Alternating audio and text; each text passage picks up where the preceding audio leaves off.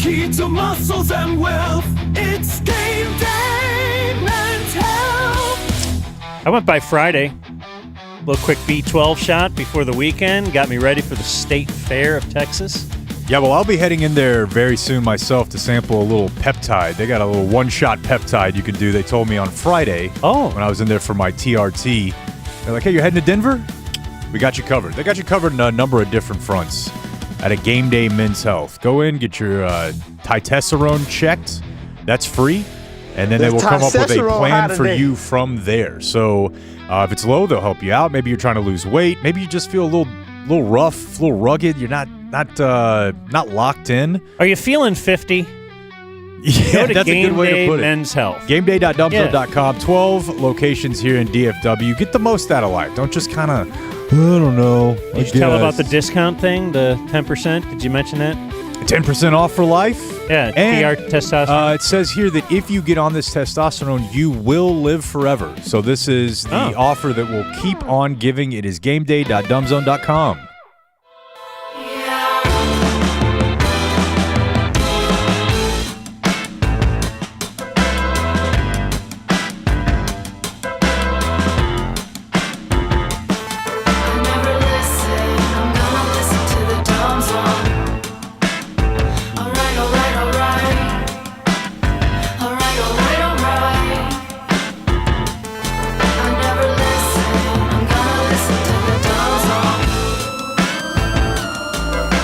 Hello, friends. Happy Monday. Not a victory Monday, if you're a Cowboy fan. Not a moral victory Monday. We at least have some of those. Yeah. You don't feel like this was that, do you? No. No, but I'm not as down as most. Shocker. It's a long year. The schedule gets real easy at the end. I'm sorry. You were right. I was wrong. Baker rules. Dak sucks. He's the MVP. You want to talk Baker? No, I just feel like today... Why not? What are the odds up to now? I told you to get on that MVP thing a few weeks ago. You laughed at me. You scoffed at me.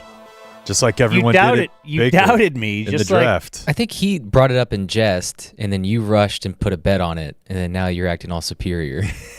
I don't feel like you should be chiming in here unless you're going to support everything I'm saying. I'm sorry, I haven't been introduced yet. However we get to where we're getting, I don't care.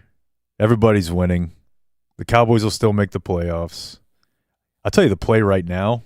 Let's see here. What? Is Patrick Mahomes. MVP? Yeah.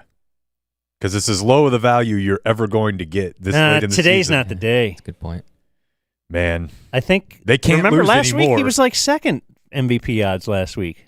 Then maybe he's just Let me see here. Or at least 1,000-pound stone at the top of that leaderboard that can't be moved because just know he's always. Well, yeah, but I figured going into this week it had to have been Dak, Baker, Josh Allen. Hell, unless I told you last week, which I did. Dak had the 10th best odds. Remember? That's right. Lamar Jackson. So right now, oh my God, Baker is climbing up the charts. Right now, Josh Allen is the leader of the pack, followed by Mahomes, as he has all year. But remember, I got in Baker at plus 1850. Okay. He's now at plus 440. That's sage. Damn. Sage value nabbed there. I made a horrible point then because I'm more talking about it seems like the conversation around MVP is not matching up with that, which is, I think, what we learned last week. You're right. But I feel like the Eagles. You want some Chiefs, value? It's going to happen. Jump on Sam Darnold right now. You want value. I mean, let's slow down. He's somehow below Daniel Jones. Indiana Jones. And Lamar Jackson. I'm Jake Kemp. I don't think we do that anymore. I'm Dan McDowell. I'm Blake Jones. And this is the Dumb Zone. You know that. Foodie CK is here as well. That is Clayton. And here is the Game Day Men's Health Studios, downtown Dallas. That's where we broadcast live to tape and live to live certain days. Like today, we are on YouTube. How's it going? And we will cover the Cowboys today. That'll be the main part of the program, right? I was thinking we maybe adopt the Cowboys sounds of the sideline thing, where we only do full Cowboys talk if they win or tie, and it's a good tie. So they do not do sounds of the sideline. They will not do one this week. They will not. I mean, the audio and video is there, but it will be viewed by a party of 4 or the production team. I talked to him after the game, so I was like, so all that was for nothing. He goes, Who's him? The guy that's carrying around the boom mic and in charge of the cameras for sounds of the sideline. Now, it will Certainly they save it for end of year. Oh, yeah. They're still It goes filing it, somewhere. marking it, but... You got to have that George Pickens. I would love to see the sideline reacting to George Pickens leaping a defender. And you might still see that. Just running with the ball in one hand like it's... Dude, let me tell you, few things that get me more football bricked up than trying to pass off a bitch slap as a stiff arm. Like, Dude, that was technically, your awesome. arm is stiff. He's like a badass. I feel like he's a street fight guy. Yes, and he runs crazy angles and routes. Like it doesn't feel like CD is acts perfect. crazy, but like CD is not like I'll take George Pickens in a fight. Sure. Big phase of a tornado. CD might catch that pass in the end zone because he's not slow out of his break, but I'm sure we'll get to that. That one's going to get charted as a Dak overthrow a little bit. Yeah. No, Pickens, I read an article about him a couple years ago. They were like, he's not a great route runner, and somehow he uses that to his advantage because the DB's always like, what's he doing? Like the wild That's not pitcher the way or something. you're supposed to run that. And you saw yesterday when he stops on a dime and then he's to the other side of the field, man. He's a fun player. Just imagine if he played on a team with CeeDee Lamb and Micah Parsons. How dynamic that group could be. Imagine if he was in a slinging around offense. Yeah, that's true. But yeah, the play where he slips, gets up and catches it, and then tries to hurdle a guy. Why not? Fails right in front of If Shoddy. nothing else, I'm putting my junk in your face. Yeah, he's a fun player. That's kind of how I feel like all these games are going to be, what we got yesterday. So with Micah gone, is there a chance that the Cowboys could sign him? What are you saying? Well, now that there's some Can money, sign- the Cowboys. No, they absolutely should. Well, they'll franchise him, right? I heard the one-star guys talking about that this morning. They'll franchise him. He'll hold out. It'll get bad, and then something will happen. But no, they'll tell you that they had to spend that money on all 3 Tylers. And Maybe they could trade him to the Browns for a 6th. and then Like when they had Amari Cooper. Yeah. Boy, speaking of Amari Cooper, I was trying to sell myself on, the Cowboys have had bad defenses and slow starts before and then made the playoffs. Do you remember 2018? It was when they acquired Amari Cooper after the bye. Oh, Jubhawk.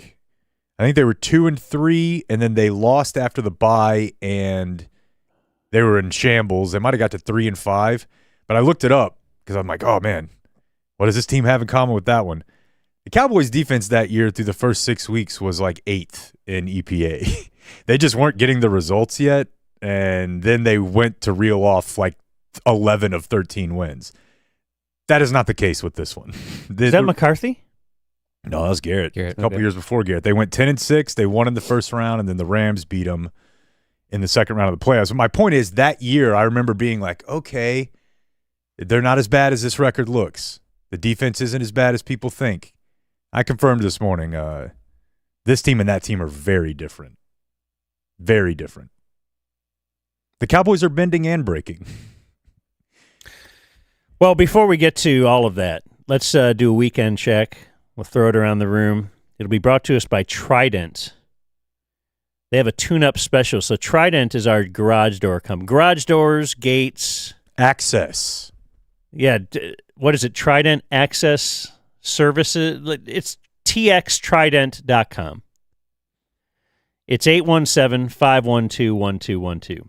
I drove by Dan's house the other day. He was just hopping over his gate because he was beaten down. His garage door was squeaking. Well, I have no gate, but I do have All right, Sean. a garage door, and they came out the other day, And this is a fairly so tune-up special. That's what I signed up for. You sign up for the tune-up special right now. It's $39.99.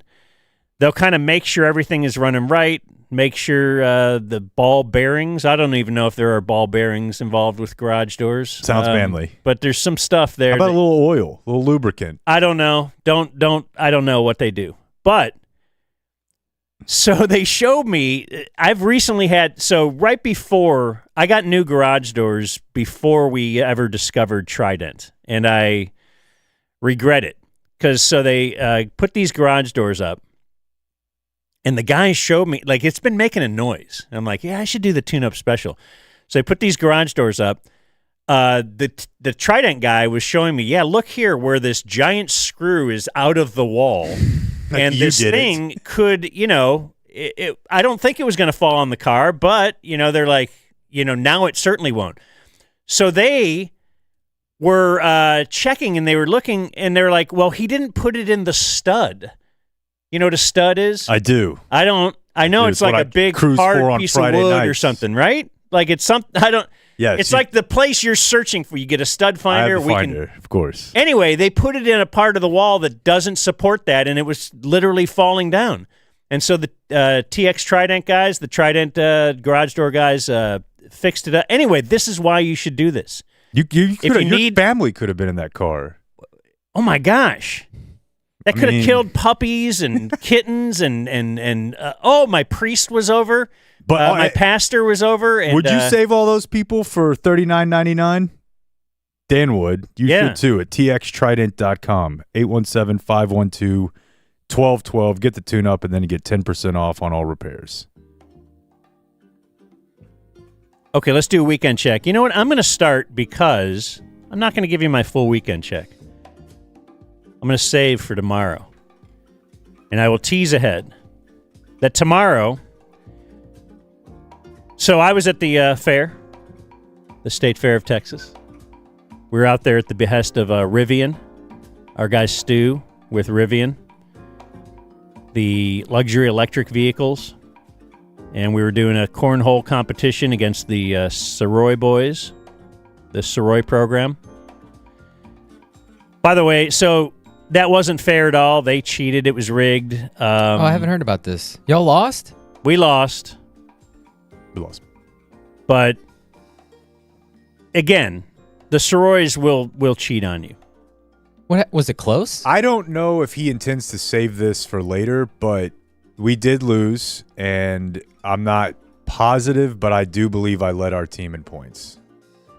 And that was not expected. Dan. So if you know my dad sucks. It was very disappointing. I was disappointing. Dan to come up with baseball Dan, and it just didn't happen.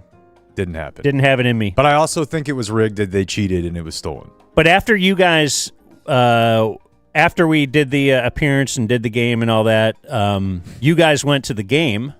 You guys went to the Texas OU game, and I walked around the fair, and I will offer you a full report with audio and pictures and everything tomorrow. That's Dude, awesome. can you at least... I did it kind of like the mall walk I did. I love it. Can you...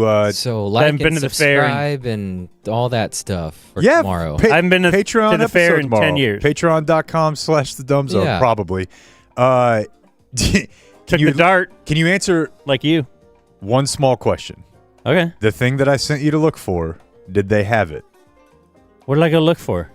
Half of the half man. I never saw that. Okay. No, I did not find we were the looking freak for things show. that were back. And Yeah. a listener came up to me and he I was love like, that guy. a listener came up with a photo and he's like, I don't know if he left, but he's here now. It's the half man. I told Dan, I was like, dude, he might be on the loose. See, to me, there's only one gender, so I was not able to go look at something like that. That would disgust me. Especially at the fair. But I was, so I went to the fair over the weekend too, started on a new program. It's Netflix. It is that show.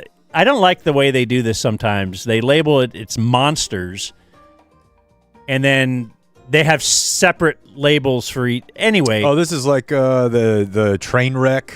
Yeah. Or that sort of thing, yeah. This is the Ed Gein. Oh, damn, son. You guys know Ed Gein? Hell yeah. I mean, I know it's not Texas, but you grow up knowing, like, hey, where did the Texas Chainsaw Massacre come from? They're like, Wisconsin. So apparently, like, everything came from Ed Gein.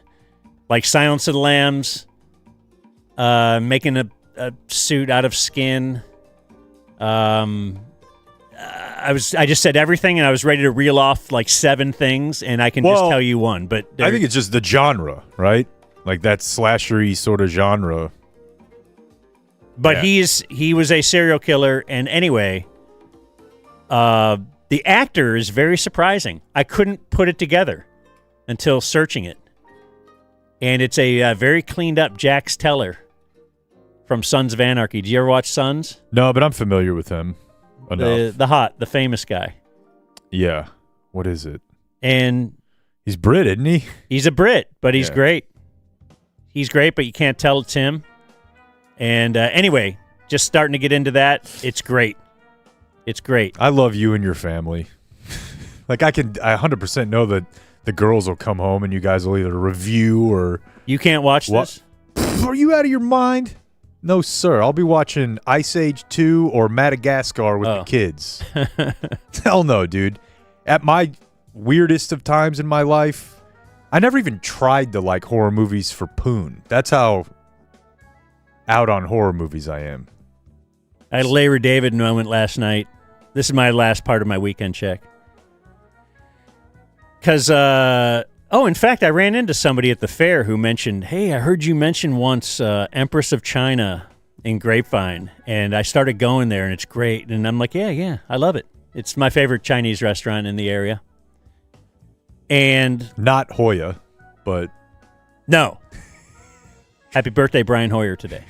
Oh, okay. And Quincy, get his number ready. Ooh. Quincy, my buddy Joe, and Jerry Jones. And I just found out this morning Brian Hoyer. So I picked up, some Empress. It's a little farther away. It's not in my close orbit. So on the weekend, I'll go do that. Do something crazy. We'll drive 5 more minutes.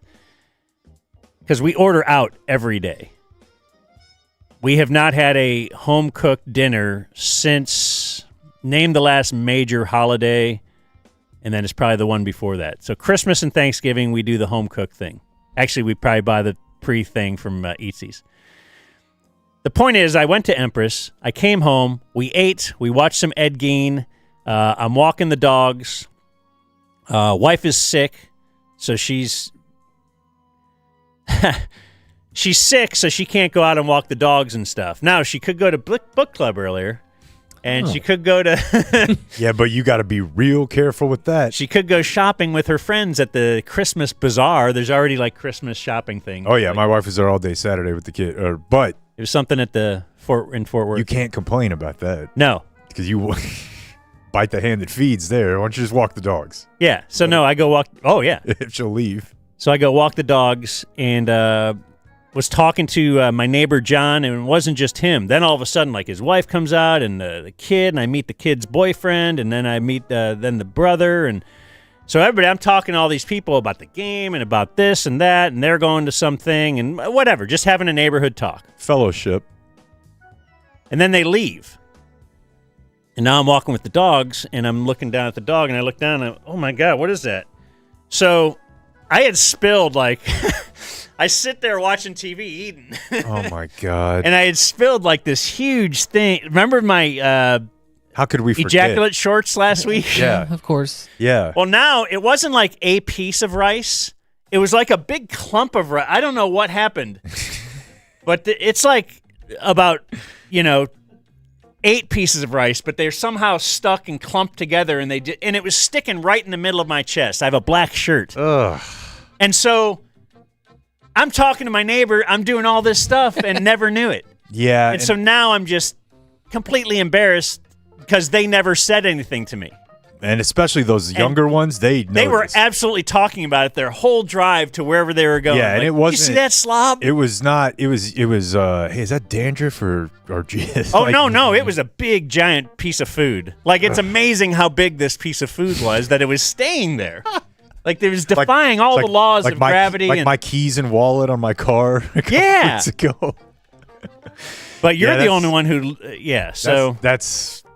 That's tough, because they were talking about it, without a doubt. They're talking about it on their podcast. Clayton, Weekend check. Early Saturday, WWE in Australia. Had to get up early. 7 a.m. start for the What was the PLE. event? Crown Jewel, Perth. Get up early or just stay up all night? I hit about 3 o'clock, and I was like, I got to catch a nap. Well, how was My it? whole weekend's going to be off. How was it? Wait, you catch a nap at 3 a.m.? Yeah. Okay. It's a little 4-hour nap. Because that's probably like he's staying up till maybe 4 or 4:30 on the weekend normally, or what? Yeah, there's some nights on Fridays where, like, I'll do, like, analytics stuff and just get lost in it and stay up until, like, 6 and then be like, all right, well, we're going to Whataburger. I love that. Come home and take a nap and then watch football.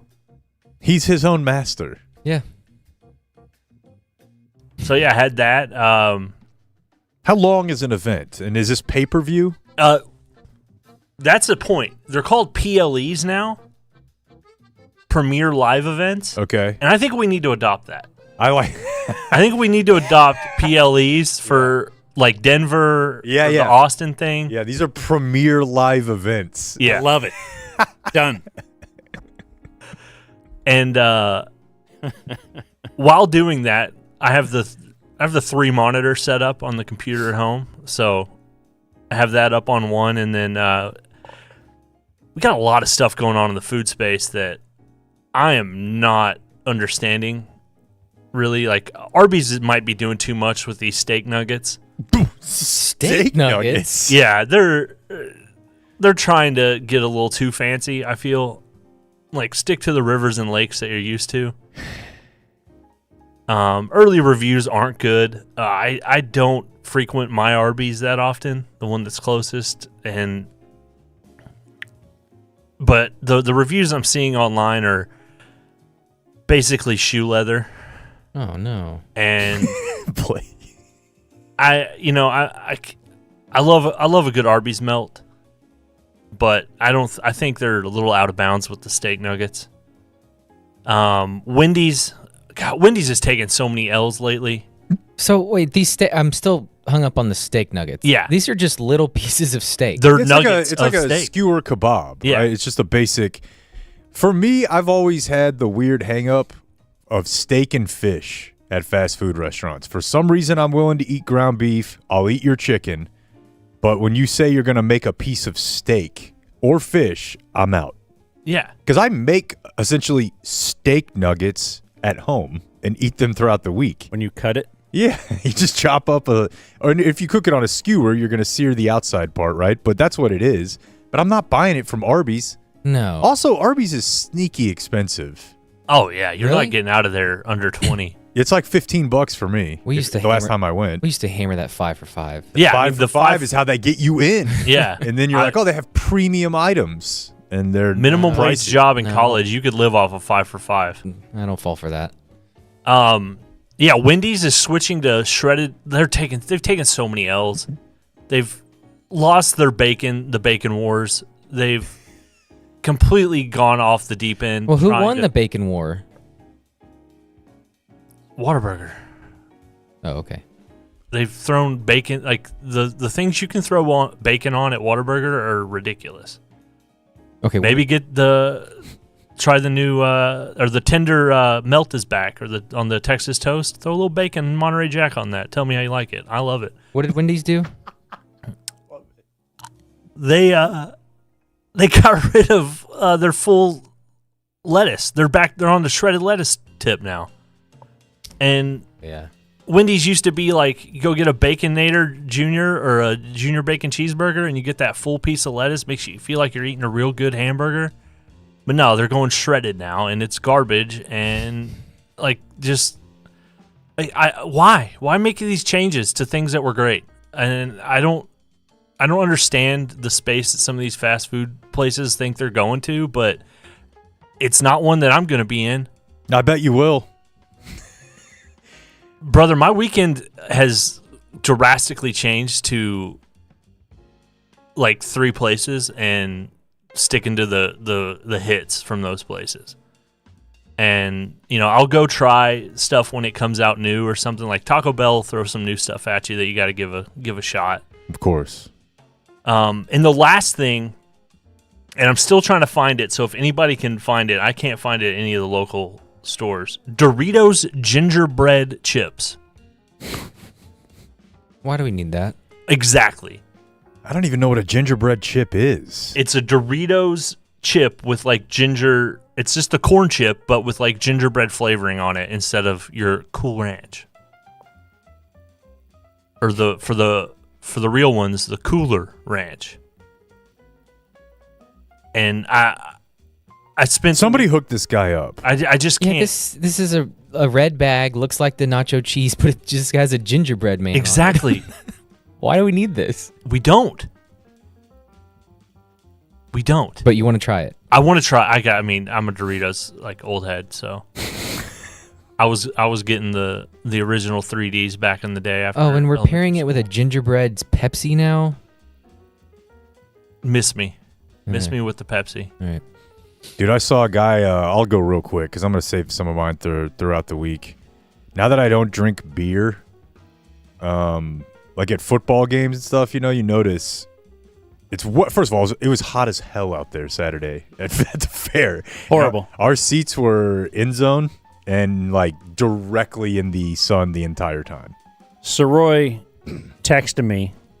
Were you with him or no? He was sitting somewhere else? No, yeah. He's probably in a suite or something. He said, I left that stupid game before halftime. It was so hot. I'm never doing anything ever again. Just a blanket statement. Yeah. So just when you see somebody in the stands swigging a Pepsi or a full body Coke, I don't know how people do that. I think people from Oklahoma really love soda. Yeah, not just there. From what I've gathered. Yeah, it was a wild scene out there. My dad was with us, picks games with us on Friday. He was in hog heaven. We walked off from the whole Rivian good time into the game. He's like, I must have got to talk to 50 people. That's the peak of existence for him, is getting to just have small talk. And he'll make it with anyone. Dude, I walk over and it's just some hot, it wasn't a listener. Some promo hot from the pizza place, and he's over there. Forget about that, because I can see that.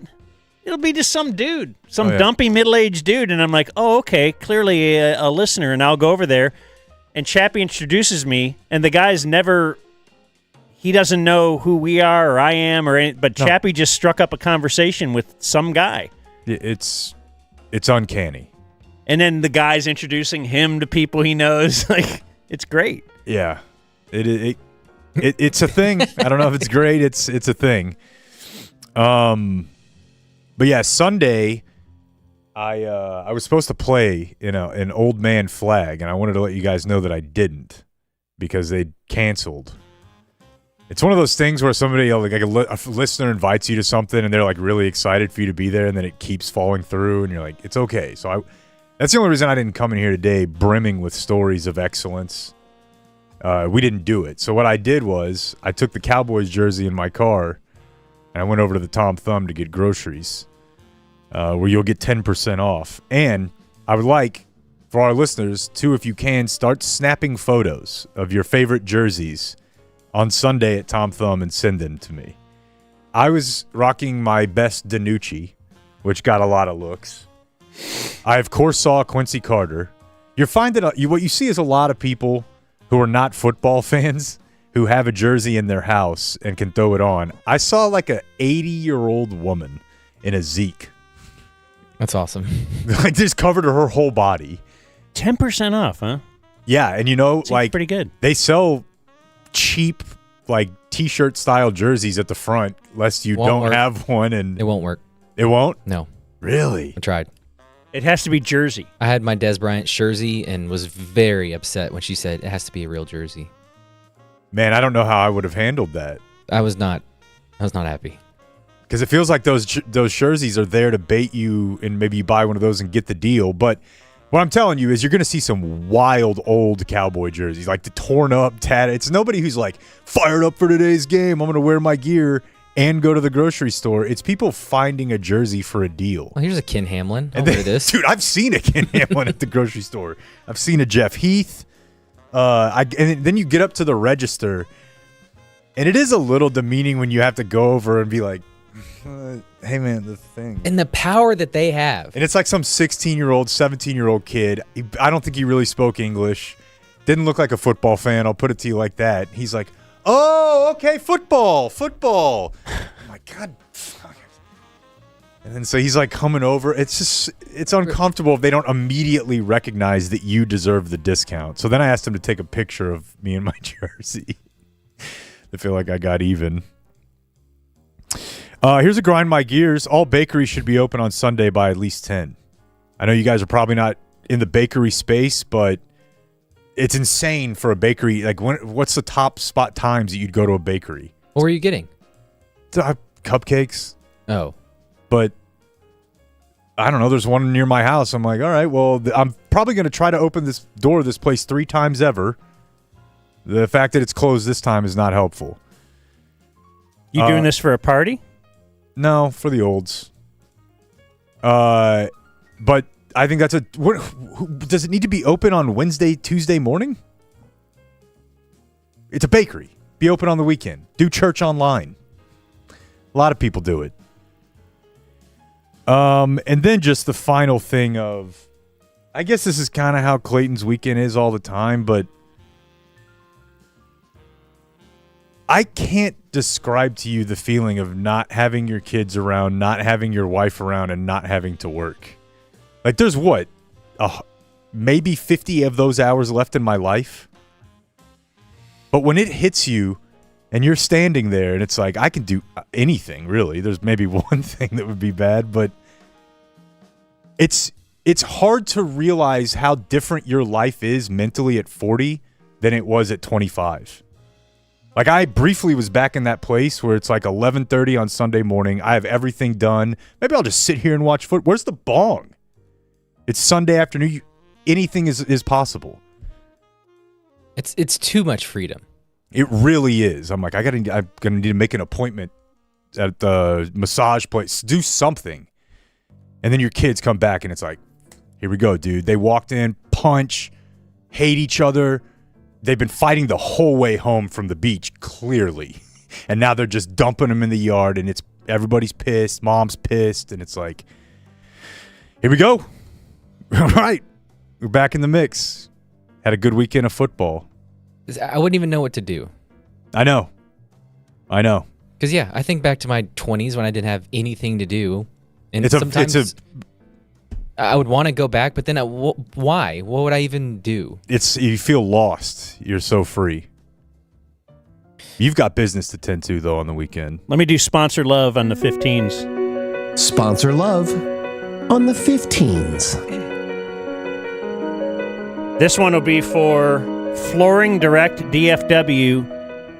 It is New Copy Monday at Flooring Direct DFW. FlooringDirectDFW.com/DZ. They got a little thing they write there about us.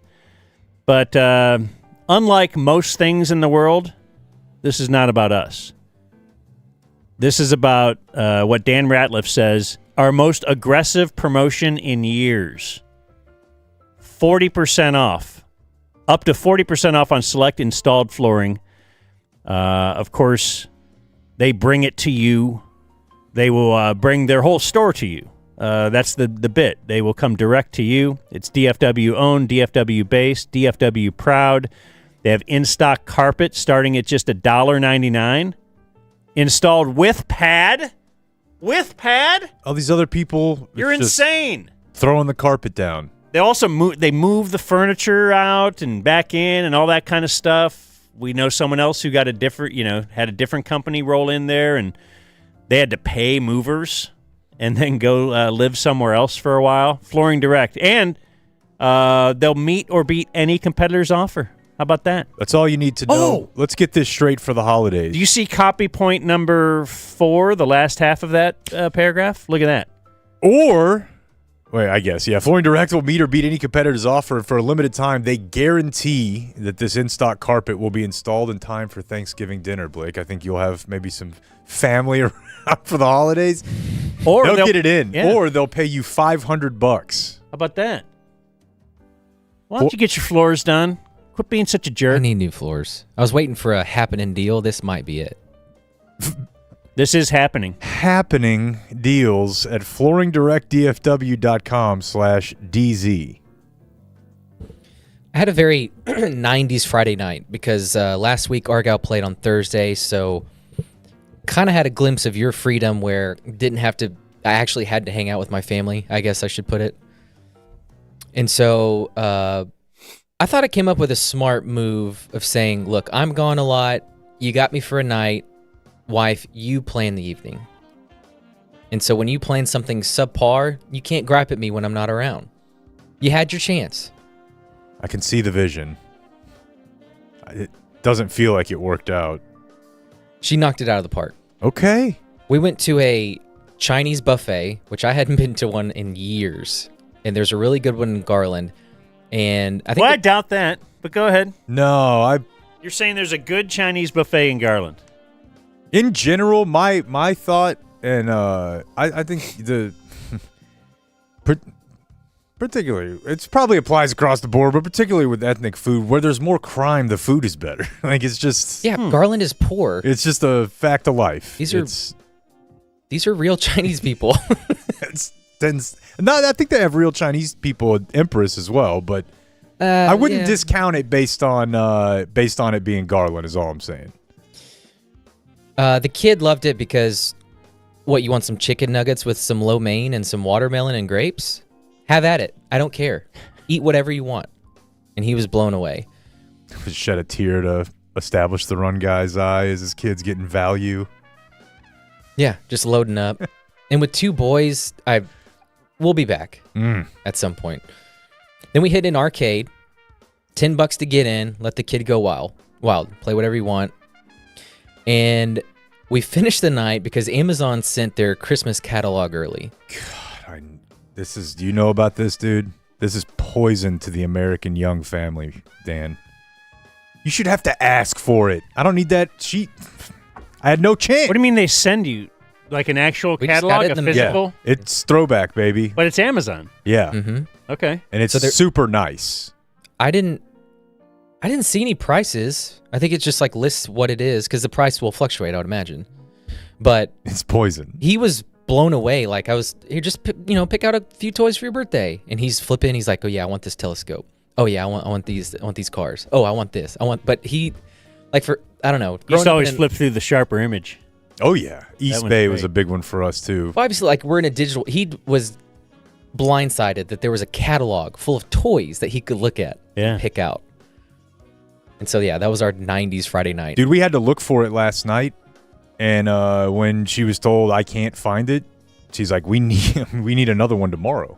In Amazon catalog. The catalog is what's getting me. Now that I'm talking this out, maybe that's what's getting me to December.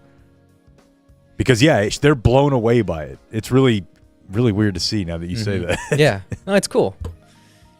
So then the charter to Carolina, it was pretty underwhelming because first trip was to Philly, which is awesome. Then we go to Chicago, New York, and then now Charlotte. And we didn't even stay in Charlotte. We stayed on the campus of UNC Charlotte. There's a Marriott there on the campus, so it just reminded me of like the North Texas days of going all over Conference USA. Any Belichick stuff hanging in there? No. They're not promoting him? No. We're pretending this isn't happening? I bet you Charlotte is better than UNC right now. So I tried to find a good place for Carolina barbecue. I've heard a lot about it, and it was pretty underwhelming. The sauce is great. Pulled pork was good, but the experience, I don't know. I think I would take Texas. Do you go eat by yourself, or do you go with Berline? No, Berline had a lot of people to hang out with. He was a Panther, baby. He was a good Panther. Yeah. You walk around there and people know it's Cam Newton and Steve Berline. Honestly, I said that as a joke, and it's probably true. It's true. He was a Jake Delhomme, maybe. he was a big deal. Yeah. I mean, just walking through the press box and through the concourse and whatnot. Yeah, a lot of people were stopping him, and he loves it. We talk about the Etsy signs. Live, laugh, love. Interior decorators are now in the NFL space. Oh, I know, yeah. And when you walked up to get your food, the first thing you see is this big, like, wooden cutting board. And on it was silver lettering saying, "Eat." Dude, fuck all this. I'm so tired of this. It's the same thing. It's been happening everywhere. This is basically Texas women's fault, I think. Gene Jones, the lady from Waco, and my wife and her friends. Yeah, But Joanna Gaines. this is all this is, Dan. It hasn't really infected your house, but it's everywhere. It's these little kitschy signs, and those have been around forever, right? Like your grandma had one, but these ones it's all cursive, and it's just live, laugh, love in different forms. I know I need to eat. That's why I'm here. Eat and be merry. I know. Have fun in football. I'm going to. I'm already going to do all that stuff. How about there was another one, Bon Appetit. Yeah, and Don't feel like we need but the that. little football lace through the word, like across the laces in the cursive.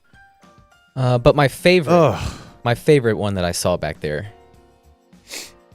chop it like it's hot. Ah! And this is another thing, because what happened around the same time That's good. is that there became no filter between like urban youth culture and old women, middle-aged women. This is when they started saying bling, bling, bling. It's like, I don't know. Have you listened to that song? I feel like you shouldn't be allowed to talk like that. But they started saying it, and now they'll do that. Chop it like it's hot. Mm-hmm. And they've got football pillows in your house. Very, very underwhelming press box, and even worse food spread. They had steak, and they gave you a plastic fork. I was appalled. Just unbelievable on so many accounts. It's no surprise, right? For Carolina. I feel like just the organizations he tells us has trash food. You're like, yep, Yeah. that makes sense. Old press box. They did kind of make up for it because at the end of your run, you had an ice cream machine and you had a nice little cookie layout. And before the game, they had Krispy Kreme donuts, which I guess is Krispy Kreme up in there somewhere. Anyway, but this is for Dan. The Panthers bathroom situation is a 9 out of 10. When you get your hand soap, it's foaming, and it's a good, healthy amount. We like that over the Doing well. Way more. Okay. Foaming is very important. All right, when you get to your washing your hands, it is not like the 8 rocket spouts coming out at you too quick. Okay. It's just a nice, consistent, slow stream of water. Okay. Because now that I'm wearing nice shirts, It's not going to splash on your pants? yeah, You know how you go through the trouble of not peeing on your pants? sure. Look, if you're a dude and you're Yeah. wearing like khakis or something, you got to make sure you're not going to get a splash here or there. Yeah, So you go through all that trouble. You put your belt back on. You're like, man, I did it. mm-hmm. Then you walk over to the sink, and it's like it pops out, and you're like, now everybody's going to think I went to the bathroom on my pants. Yeah. It's happened to me a million times. Really? Yeah. This was not the Then case. you got the rice. I was more so thinking about I'm wearing like a long sleeve dress shirt, and I don't want to get the ends wet. I might be wearing a nice watch that I have no business wearing, and I don't want to get that wet. But Man, this was I a hate, nice, I hate slow. wet cuff. It's worse. Get the wet, it's horrible. wet on the end of your sweat. It's like, ugh, it's disgusting. They had the rotating paper towel dispenser. I like it. You because- like that little thing on the side you got to rotate? No, when you pull the paper towel down, the next one feeds. Oh, okay. And so it's way better than having to wave your hand and wait for the next one to come out. yeah. That's I like that. That's horrible. Did you ever? I feel like this was when I was a kid, but I've seen one in the last few years. You ever go into one that has like the one towel, but it rotates through, and like it rotates back up through the machine, like it's an actual towel. So it's like Like somehow the- cleaning it on the backside. Yeah, but I don't know if Oh. it's cleaning it or if it's just like going up. Yeah, that's weird. Like, how would it clean it? Yeah, I don't know that I trust that at all. You've never seen that? Okay. I'm trying to look for a picture 'Cause to see if something. I never used to jogs think the it was memory. disgusting, but I certainly do now. Like, how do they ever clean it? Oh, yeah, this looks awful. Yeah. The paper towel that comes out, name brand. Wow. Scott paper towel. Okay. It's a lower name, but go ahead. But it's better than Wow. nothing. I'm going to go Bounty or the other one. Okay. I can't remember the other one. And then the trash can on the outside. Because everything funnels into the sink. You need to get your paper towels and you need to begin moving. Oh, Let's keep okay. this line Instead moving. of that trash little hole next to the sink, because now I got to go back to the Because if it's on the sink. opposite side of the exit, now people are going here. Now you got a traffic jam coming back. There The you go. trash can needs to be on the outside. No door to worry about opening. So for all It's their- like, has anyone who designed these things ever gone to the bathroom? Like, actually, let's play this out. I don't Let's know. walk through it.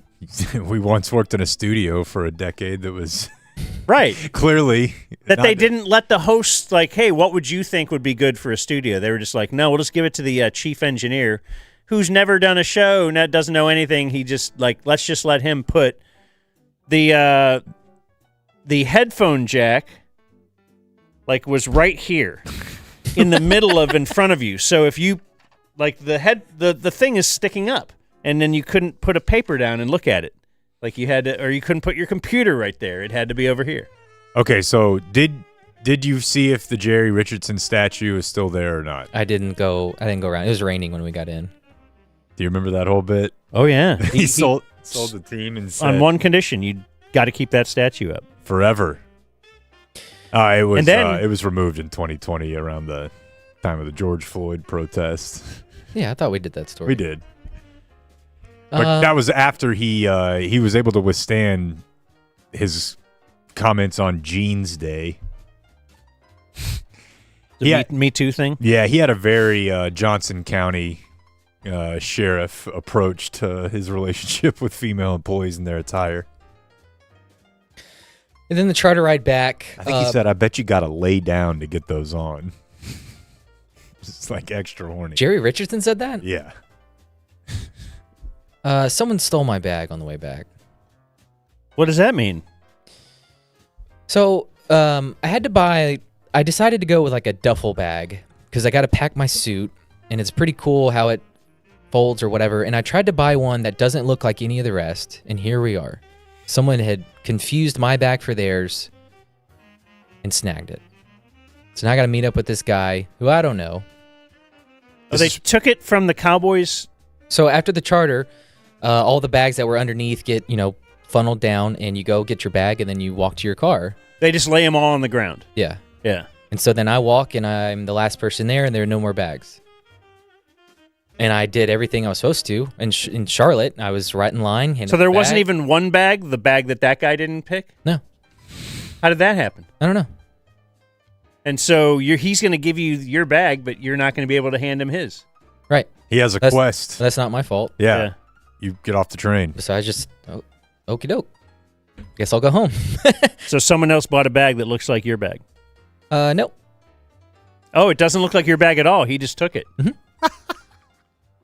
Yeah, through email this morning, correspondence with him and the Cowboys, his bag was not the same color as mine, and his bag had his name on it. So. This wasn't a player, was it? No.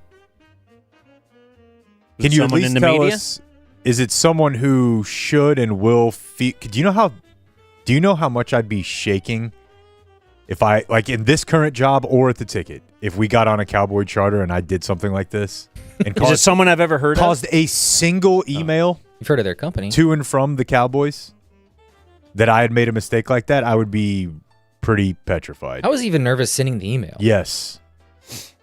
You just want to fly low, dude. Yes. I want them to know my name just for the sake of I'm on the charter. Please be nice to me, but I don't want anything else. Yeah, how'd you know who to email? Did you like ask Christy or something? Like, Lost who and should found I- at Cowboys. No, I talked to the guy, their Stretch, before a couple times. I'm trying to be nice to everybody, dude. Everybody. I'm saying hello to. I'm trying to remember their name. So you're being not usual Blake Correct. because he's networking. He's trying to get out of here, dude. God. He's No, I'm networking. trying to help now. our show. This is how you felt when he started getting up in the morning and when he started going to bed earlier. You're like, oh, my hero's dead. Yeah, now Blake Blake's networking? wearing a suit, remembering names, Got to remember their first name and one shaking fact about hands, Going probably. to steak dinners. Oh, it's free, so Small talking frankly, my that ass fits. off. Oh, I hate it. I can't stand it. Did But- you go walk on the field before the game? Oh, yeah. Always do. You always do? Mm-hmm. Who was your... Oh, because Berline, and who was the play-by-play guy? It was a local guy, Bill Rosinski. So we didn't do a picture or anything, but no, I love walking down there. It's cool. They have a cool stadium. It's right Do in they? downtown. Yeah, right behind the video board is downtown. It felt very Carolina, 60s and windy, a little chilly, a little rainy, but Pam It looked was cold.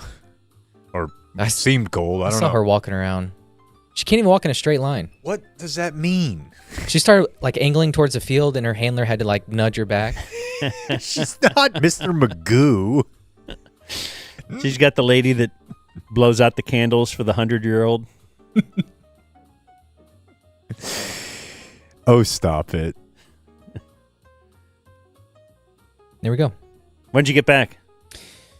I got back pretty early. We were ahead of schedule getting out of there.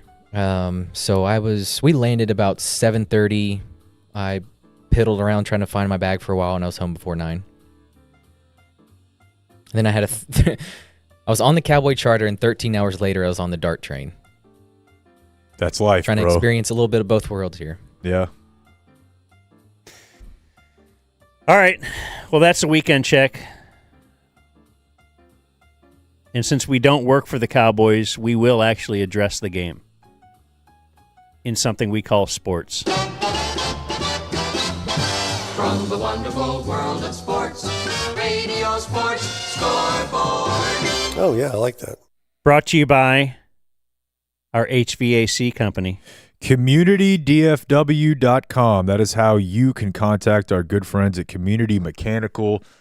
So much going on this season with Community Mechanical. Any customer that purchases a new HVAC system between now and the end of the year, the football season, will get a $1,700 discount. They are the proud sponsors of the Brandon Aubrey Show, which you'll hear tomorrow. If Brandon breaks the NFL record And his number is 17, right? for longest field goal this year, That's why it's 17 listeners will get preventative maintenance costs refunded for the year. Do you want to read the rest of this copy? Brandon kicks a 70-yard field goal at I any point will. this Do you season. want? No. I just mean either one of us. Oh. You'll get an Yeah. all-expense-paid trip to a mutually agreed-upon 26 Cowboys away game. That's all your travel, hotel, tickets, Brandon Aubrey jersey, and some cash to a listener. That may happen in Denver when they're there in a couple weeks. But just on the day-to-day, you need to contact Community Mechanical about that preventative maintenance. I actually had them install something in my office, a mini split. It's a very large process, and they were done in a day. And the preventative maintenance can help you from having to run into a situation where you have to replace that entire HVAC unit. And I think Dan has done that. I have in the past. Not with them. I just have preventative maintenance. So yeah.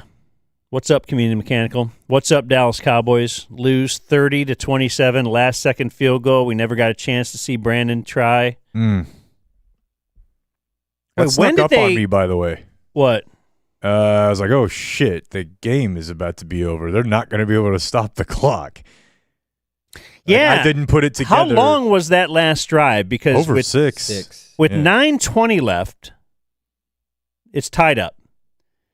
And that's right after the fumble that luckily the Cowboys got back. Dak fumbles at the 7-yard line. Dak or the snap or something. But at that point I wrote down, this is why you don't play with your food. Because I kind of thought they could have scored more throughout the game. And it felt like they just knew they were going to win and they knew they were the better team. And I think they are the better team. But now it's tied up at 27, 9:20 left. Shoddy gets a little screen happy. Well, I guess the first one is just a screen that got blown up. And when it works perfectly, like last week, you're like, there you go. But the screen can get blown up, and now you're minus 5 yards. Well, then the next play, I don't know if that's a Javonte Williams mistake, but if you remember the next play, it's Dak under pressure. Looks like he's kind of just throwing it away type thing, but it was at the feet of Javonte Williams, and he catches it. and then gets blown up. A 7-yard loss. So now it's 3rd and 22. Oh, 3rd and 12. No. Oh, wait, yeah, 3rd and 22, yeah. And it was a mistake because it was just great cloud coverage there. But let's be real. 3rd and 15, you're in a pretty tough spot too. If he drops it, right? If he dirts the ball and it's an incomplete, 3rd and 15, you're pretty screwed after that first down play, unless you make a play on 2nd down. Yeah, the first down play. It's just the pass behind the line of scrimmage is, it might work, it might not, but if you throw it downfield, it's different. Yeah, and then all of a sudden, Carolina gets the ball, and they never relinquish the ball because the Cowboys' defense is what the Cowboys' defense is. The egregious play is the 4th and 3, where they showed who was it in coverage? Bland. Oh, yeah, Deron Bland. Looked like Trayvon Diggs got away with a pass interference at 2.5 minutes in the 4th. Yes, Carolina ends up at the Dallas 40 going for it on 4th and 3. So that would have been a pretty long field goal. And it's also fairly risky because if you give Dallas the ball back right there, it's the whole couple of completions and you got Brandon Aubrey. Yeah, maybe not even a couple, right? You're taking over. You would have been near midfield. Yeah. So the 4th and 4. But so now Hunter Renfrow, Bland is playing. It looked like they were all playing real close up on the line. And then for some reason, as they show the replay, like Bland backs up 8 yards, well behind the first down marker. I mean, it had to be a good throw, and it was, but it was a bang-bang throw, and there was no other way. There was no other place he was going to throw that ball. There's no time to close that gap. And either. it's Hunter Renfrow, which is a nice little story, but Hunter Renfrow? Well, he's quick enough from the inside. You can back up a little bit if you're the outside corner. The ball's going to take a while. The route's going to take a while. Hunter Renfrow can do like one thing well, but it's that. Just so now they get the first down? Have you seen what the film nerds are trying to tell everyone? About backing up, which is what? They think Flus was trying to play some games there, having Bland back, because I think they had Kenneth Murray blitzing, and he was supposed to cut under that slant, and he was a little late. Bland was? No, Kenneth Murray. Oh, okay. They were trying to disguise it. Now, I mean, that could be Monday morning quarterbacking, but that would explain why Bland was so far back on the play. Well, yeah. And also, I want to say this. You're right to highlight that play. That is not why they lost. They lost. Let's go to right after that. What was the play right after that? A 9-yard run, probably? Yeah, Rico for 9 yards on the next play. Now it's second. When was there not a 9-yard? Well, that's what I'm saying. The problem is that, you force a team to throw, or when a team has to throw, they'll be successful some, but sometimes the bad stuff will happen. Bad stuff rarely happens when you can run the ball at 6, 7, 8, 9, 10, 15, 20 yards a pop. And that's, if I had anything on the Eberflus front, because what are you going to do, dude? It was going to be a transition year anyways, and then you trade Micah. Like, you already clearly did not really think about the personnel you had when you hired Matt Eberflus. You just thought, he's a good coach, we have good players, we have Micah, we'll figure it out. Now here's Eberflus. You don't think he thought he was going to get a little bit of that Dan Quinn bump? I come in here for a few years and wreck shit with Micah Parsons? Yeah, and I'd get another maybe head coach job. But then my point is just, when you get to that point, I'm not sure what you can do as a defensive coordinator.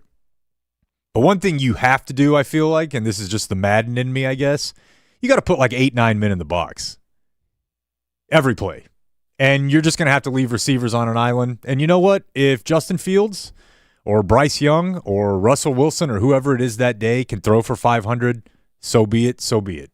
Maybe they'll get sacked. Maybe they'll commit a penalty. Maybe they'll throw a pick. Because the Cowboys right now are 22nd, 23rd in the percentage of time they stack the box, an extra defender. They're low.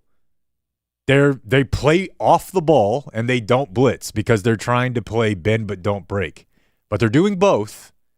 So the time to just load up is now.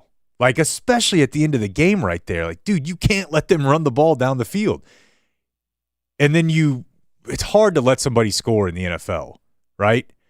But I can promise you that the Cowboys would have had a better chance to win that game yesterday had they let Hunter Renfrow return the punt for a touchdown with 6 minutes and 16 seconds left, or Rico Dowdle score on any of the 4 plays after that. Yeah. Because then you're getting the ball back at least. Because once it was too obvious they wanted to let him score, then he's not going to score. Damned if you do, damned if you don't. And it's tough to push someone into the end zone. And then you're hoping for a shank. Yeah, or block something. But it's an impossible high wire act they have to try to walk, but I really don't think they can keep doing what they're doing defensively. They've got to at least try something different. Well, if you remember Shoddy, after the Chicago game, and he said something in the post-game press conference like, I see some positives with the defense. And so the next day, somebody asked him, they smell the blood in the water, so they're like, oh, what about those positives that you were talking about? Here's what Shoddy said. That along with the explosives are hurting us. And again, I understand why teams don't want to try to run the ball against us. I wouldn't run the ball against our defense. We're playing the run really well. I'd just sling it all over the place. And that's unfortunately what we're allowing to happen. And so, yes, see, at that point, that was the narrative. That's tough. That is embarrassing. It's not tough. It's not tough. Running the ball against the Dallas Cowboys, and especially this week when it was Rico.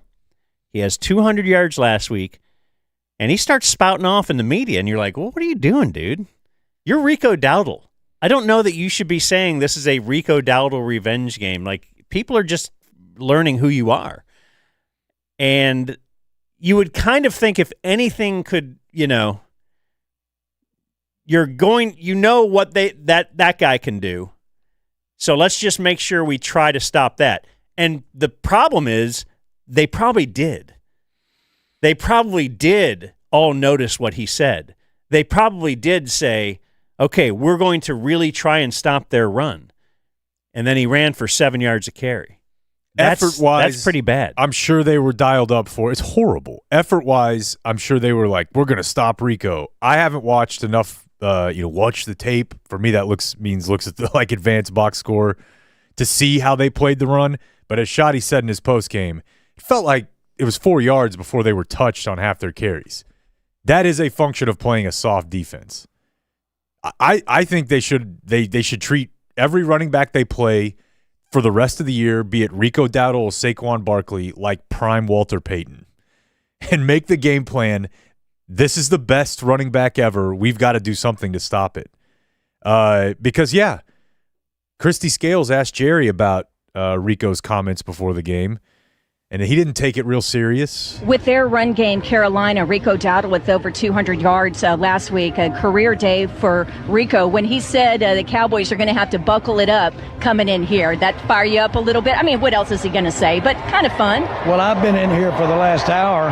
I can't even get our guys to come to the field. They're shaking so bad. When you made the... Oh, dude. That's You're awesome. about to get knifed. You know what? I should go back to Shoddy's press conference last week. Somebody had asked him about that, and he kind of laughed, too. Same thing. Yeah, we'll buckle up, Rico.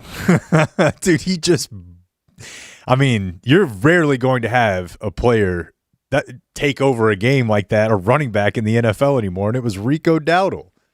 And then, the revenge game thing is funny. I put it in the column this morning, if you had a bully in high school and they were messing with you all the time and it really bothered you, and then you saw them 10 years later, but you've done pretty well in life and you're okay, but life has not smiled on them.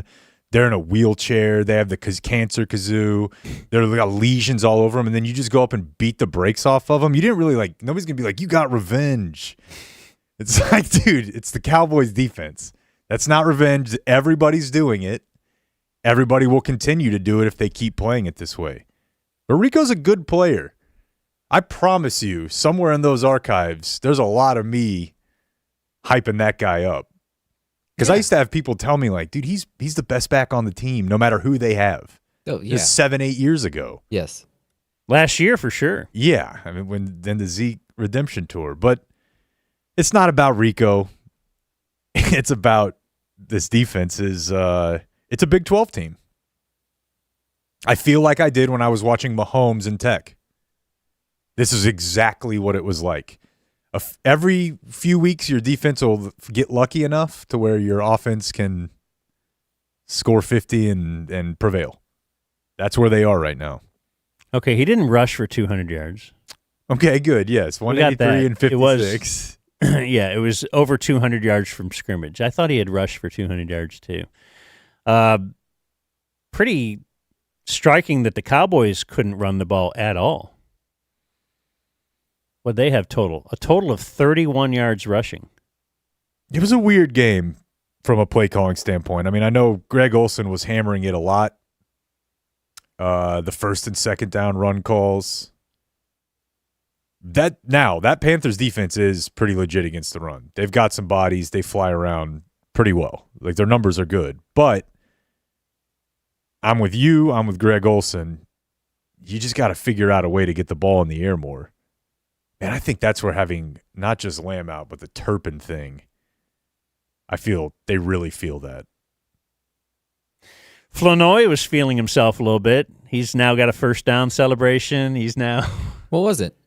just a it was trying just to do some Michael like Irvin Angelo, stuff like, or a point. Yeah.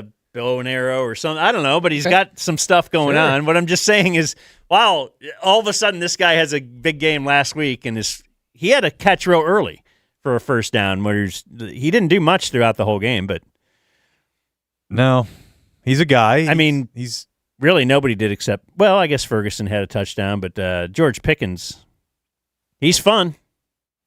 George Pickens is fun. I mean, maybe this is the thing, right? They kept saying on all game, that's not a team that plays a lot of man, the Panthers. And I think something like 9 of the 11 or 12 times they lined up in man when Pickens was out there, they threw him the ball. So I'm not sure how much more of that there was there, but you got to find ways, I feel like, even against zone. Pass protection was decent yesterday. And I don't know, man. If they have CD, I feel like they win the game because I feel like they're not running on those first and second downs. But they didn't. What about, this was pretty interesting to me, when Dak did check out of a pass into a run, and Greg Olsen knew exactly what was happening. And if Greg Olsen knows exactly what's happening, then the players on the field probably do. Do you know about this? Since you were producing your own radio broadcast? Well, let's listen to this. Good kill, true strike. My guess is this is going to the right. It is. It's a run for Williams, or Blue, beg your pardon.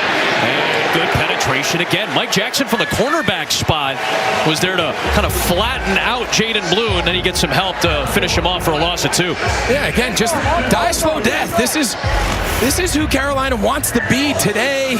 You hear Dak Prescott, he's kill, and he calls it true. Sorry, Dak, I'm calling you out here. You're going to have to change your code words. That's like universal east-west, true-false. Typically, those are just easy one words. People use fire and ice. I mean, there's a handful that go around the league.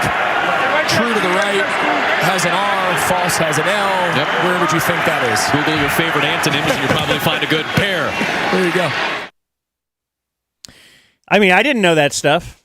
I don't know when I'm listening to a audible call, but Greg Olsen does, and if the whole defense does as well, and he knows you're now running right, do we need to Yeah, it's weird. I never understood. I mean, dude, no lie, when I was in high school, the DB lined up over me knew the play based on the cadence every single time. Just because it was not – now, that's not common, but when you start hearing rip and Liz and true and false and plus and minus, usually there's an R involved and an L involved. Yeah, I don't know if that's something fans inflate or not. I think we'd be surprised at how often They defenses know. And let me tell you something. If you know, it's not a good time to hand the ball to Jaden Blue, which was the case on that play. He had what's he going to do? Did we get too excited about Jaden Blue on draft day? Big time. Yeah. Big time. There's a reason he was drafted then. And, well, I do wish at the time everybody who knew this and that about him and, hey, you get this and that. I got 5 guys over the weekend that are like, look into high school. I'm like, that's not my job. I was hoping the Cowboys did that. What does that mean? Just like he's had discipline problems nonstop. Oh, okay. Never, ever been like, I'm locked in. I've got a full season. I'm this. It's always something. And it continues to sort of be something. Jaden Blue. More like Jaden Blows. Yeah. Get it? Blue. Past 10. I'd rather George pick him over him. No, I can't stand watching Cropper or Blue in the return game. We have taken Turpin for granted. The stability, the juice. Jaden Blue is a potential problem. Speaking of stability, that reminds me of fairlease.org. Damn. That's where you can lease a vehicle. It's been over 15 minutes. Work in a spot every 15 minutes or so. Fairlease.org. Wherever you are right now, why don't you go check that out at fairlease.org, and you can lease a car where you are. You can have it delivered to you right now. The big thing is on the weekend, you're watching football. You got college football. You got pro football. You don't want to be spending your weekend at a car dealership. You don't have to with fairlease.org. The miracle of the internet. You ever see the internet, Jake? Taking off. They're Texas proud. They are Texas-owned, Texas strong. They're affiliated with the Credit Union of Texas, so when you support them, you're supporting your community. Spend time creating memories with your family and fellowship on the weekends instead of being at a car dealership. Fairlease.org is your answer. Sell your car. Get paid fast. If you're in a upside-down lease, just a lease that you're not pleased with, you owe it to yourself to call our friends at Fair Lease, check them out, and see if they can help you out. Can't spell please without lease. That is a great point. And you can't spell Fair Lease without fair. They're going to treat you fair. Fairlease.org. Mine was better. Click so much better. Request a quote, and then the Dumb Zone on the How Did You Hear About Us section on the website. So the broadcast, let's see. Did Shadi have anything? Oh, I know you thought Shadi was pretty good after the game. I just marked a couple of little funny things. Funny to me, at least, because Shadi will tell you that, not every coach is going to call his quarterback after his best defensive player gets traded. But I did. I called not every coach. He'll tell you how not every coach does this, but I feel this is important, so I did it. And he was kind of bragging on himself again, and I thought you'd like to hear this. We got to be better, and that starts with me. It starts with the coaching staff, putting these guys in the right position. But, again, give Carolina credit. They were the more physical team today. We knew that it was going to be a physical game, and I'm man enough to stand up here in front of you guys and say that. He's man enough. Not everybody would. Not everybody would be a man like that. Some people would not even acknowledge the win for Carolina. It's not that I think his interviews or press conferences are great, but I do think he's a lot more interesting and forthright than Garrett or McCarthy. I'll give you that, but he also might pull out a bingo on you, like? That locker room's hurting. I'm hurting. Why? Because we let an opportunity slip to win another championship opportunity, like and it's frustrating as hell. Well, you didn't have to ask, why? We were all getting it. We know. We just watched the game. That wasn't good. I think he thinks it makes it more interesting, but it doesn't. It doesn't. No, there was one little bit in here. I think this is it. And honestly, I was thinking about this during the game. Maybe I saw some of this stuff on Twitter, and we've all been on teams before, work or sports or otherwise, and there can be that element of like, you guys are letting us down, whether it's the pitchers and the bats or the offense and the defense. But I think in pro sports, where all of the salaries and the draft round that you were taking and everything is public, I have a hard time thinking that CeeDee Lamb and Dak Prescott, making a combined $100 million this year, are stomping up and down the defense like, get your shit together, Kenneth Murray, Jack Sanborn, and Maris Leofau. Like, they traded Micah If anything, you should be looking at Diggs. Like, where'd Bama Diggs go? Where did this go? But he was asked about that. You and your offense, whenever we talk to those guys, you guys have preached throughout the year that it's part of the game whenever they have to fight these back and forth type battles. Have you sensed any frustration from your offensive guys? Absolutely not. No, our offensive guys cheer for our defensive guys. Our defensive guys cheer for our offensive guys. I mean, that's, again, people want to talk about the culture and the connection piece, right? And that's where it comes in. It comes in for moments like this. That locker room's hurting. I'm hurting. Okay, so I actually believe, and it's a great spot to be in where all of my facts are completely not supported by anything real. I believe that having a coach like I felt like under Garrett and under McCarthy that they had a pretty like 5 locker rooms type thing. And we knew it under Garrett, especially with Romo. Yeah, and McCarthy in an extent as well, just because it was he was an offensive guy and he brought in this guy as the defensive coordinator. And it was almost like you handle this and I'll handle this. Shoddy does seem to have at least, and maybe because it's what looks like Eberflus ineptitude right now or the Micah trade or whatever, but he seems to be the coach of the whole team. I feel like Dan Quinn was more the coach of the whole team than Mike McCarthy. Like Quinn was the guy that was all fiery. And the people, and it doesn't have to be fiery, but that you want to play for. Yeah. Like just think about the way Micah talked about McCarthy. Like he's not out here. Neither is Dan Quinn, but he never talked about him like that. And that was Micah. And he's gone. I don't think this is one that's going to just completely unravel. Diggs always worries me. It's always lurking. But in general, they're young enough, and I think the coach is new enough. The message is not just going to die. So here they are, man. I mean, I'm not going to sit here and try to sell you guys that they're a good team, obviously. But offense is more important than defense. And I'm going to keep taking my chances with historic offense, and it'll be a coin flip, and we'll see if 9-8-1 wins this division or gets you in. When's CD back? I wouldn't be surprised if it were next week, but Washington,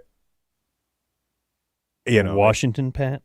Turpin is the one who said, hey, I think I'll be back for Washington. But again, I listened to Christy on the pregame. She said he doesn't seem close, but CD's at least running around. And then Booker maybe.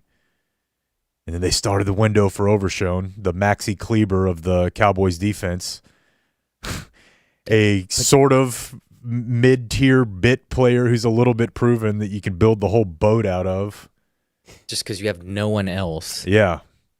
Yeah. But you know what, though? I went back and looked at that 2018 team, and like I said, they're 2-3. They're falling apart. And their defense was actually good. Do you guys remember what that defense was by any – is there any way you could pull that? What do you mean? Like who were the leaders of that team? Obviously D-Law was here. Vander Esch? Damn, you used my one. It was, dude, the best players on that team were Jalen Smith and Leighton Vander Esch. It was the one year that they were both good, and they were awesome. Way better than I remembered. And there's nobody like that on this team, talent-wise. Jalen Smith was obviously busted, but he could, at his peak, make a play. LVE was a serious playmaker, Sean Lee style. They don't have anybody because the wolf howl. Marist is you blitz him, he'll make a sack, but he has to be blowing half those coverages. Otherwise, he'd be playing. Right. That's that's why he's not. So I don't know how you fix that. Other than, the Dallas Cowboys 2025 defense, make them pass. Sometimes it will fail. It's about the best you can hope for right now. You have to go into every game saying we got to score 30. Which, no matter what. Having your first 4 plays on first down, second down, first down, second down be run plays, I don't know if that does it. You just got to pour it on. As much as you can, score as much as you can. Because you just don't know what this defense can do. Unless you're playing the Jets. Yeah. Other notes, and then we'll get to some audio. That Leggett, as we now know we have to call him, Leggett. When he tried that pitch to Rico as he was being tackled, was that a planned play? No. That came out of nowhere? Definitely. Because if it was a planned play, I could see him trying to, like, complete the play that we had planned. Have you watched it? 100 times. Okay. And I watched the Lions last night, which, again, even though they have those plans. Ben Johnson's not there, they still run the heck out of those plays. Mm-hmm. And they look right. But, no, what happened is when Xavier started to bobble the ball. Like, ooh, I see. Like, that's what happened. I see this uniform. I'm moving backwards. Maybe I can make a play this way. By the way, the uniform. Sick. Ass. No. Full uniform, same color is pajamas. It's a bet. Let me put it this. That's a great point. Let me put it this way, though. For the Panthers, because I've always thought I can't stand any of that 90s. We've talked about it, dude. The 90s are the expansion 90s. Teal is more Jacksonville. But all of that. It's Memphis. They worked with the marketing. Yes. The thing is, yes, I think the coolest teams, maybe I'm biased with the Browns, but, it's the Browns? Weird. No, yeah, I'm saying weird colors that a marketing department would never come up with are awesome. I think. Yeah. Obviously, a marketing department would give you the Cowboys. They love that. But like the Steelers, black is always cool, but I don't know. Would you generally do that? You run in, the NFL is obviously iconic because every uniform looks like an NFL uniform. But to me, that was so different that it looked cool. And it's Carolina blue for whatever that's worth. Nothing. Because it's not Carolina blue. But it's just it's not a color palette we see all the time. Like, I'm with Dan. Like, I don't want to see the same black team versus white team. Like, I want to see, the light blue versus the Cowboys iconic uniform. That was cool to me. I thought that's the best they've done with their bad colors by having black helmets. They brought up this on the broadcast. Bryce Young on 20-plus yard throws. In the first 5 games, he was 3 of 12 trying those.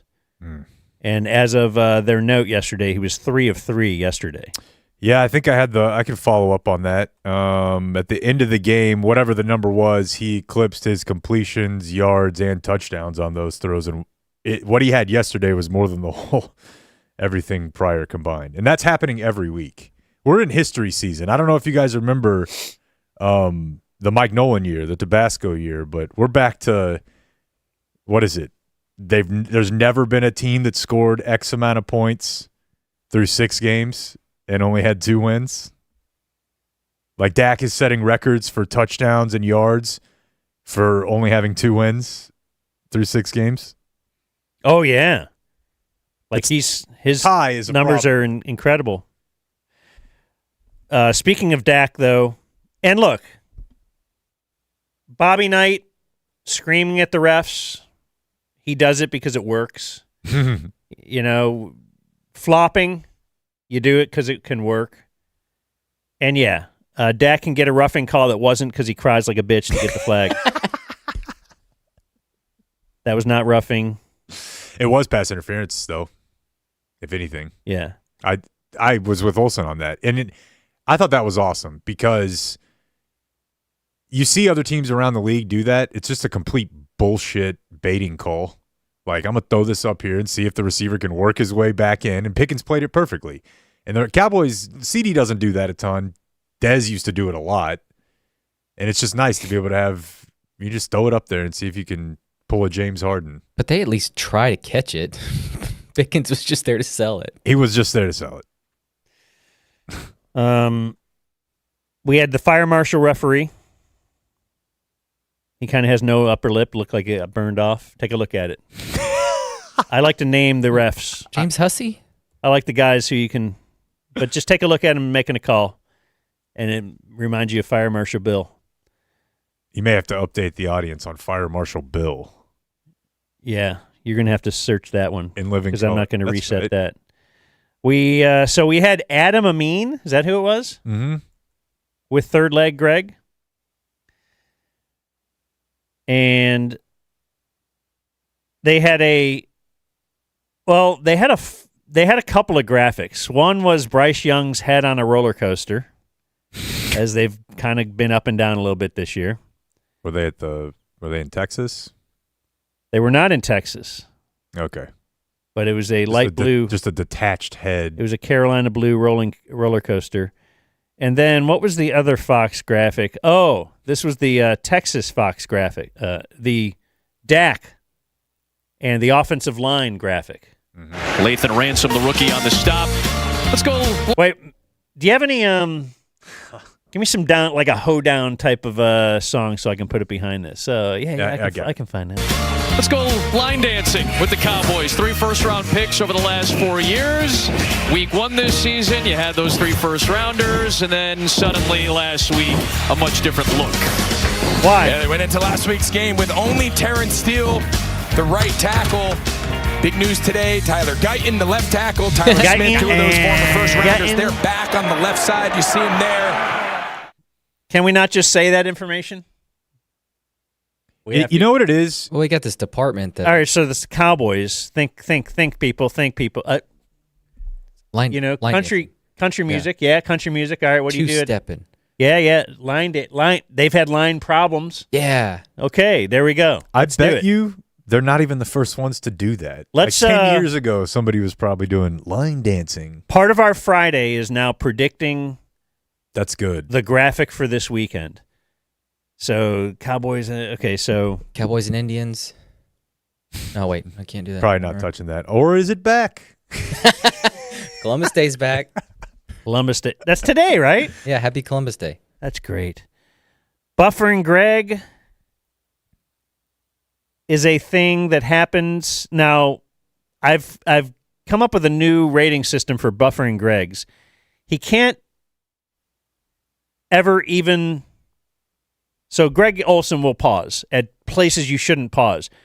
But if you're going to pause and say the word "and" kind of real slowly in there, then it shouldn't really count. But he had a couple of those. And instead of going in, he's got the option on a 3-way go. He breaks away from the defender. And tell you what, Ferguson's had himself a great season to start here after kind of a quiet, injury-laden season a year ago. So that was pretty good. Injury-laden season a year ago, but he threw in an "and" in there. I noticed during that one, that was the Ferguson touchdown, a thing of beauty. The replays are really where we get Buffering Greg. Absolutely. And a big play. It's usually a big play.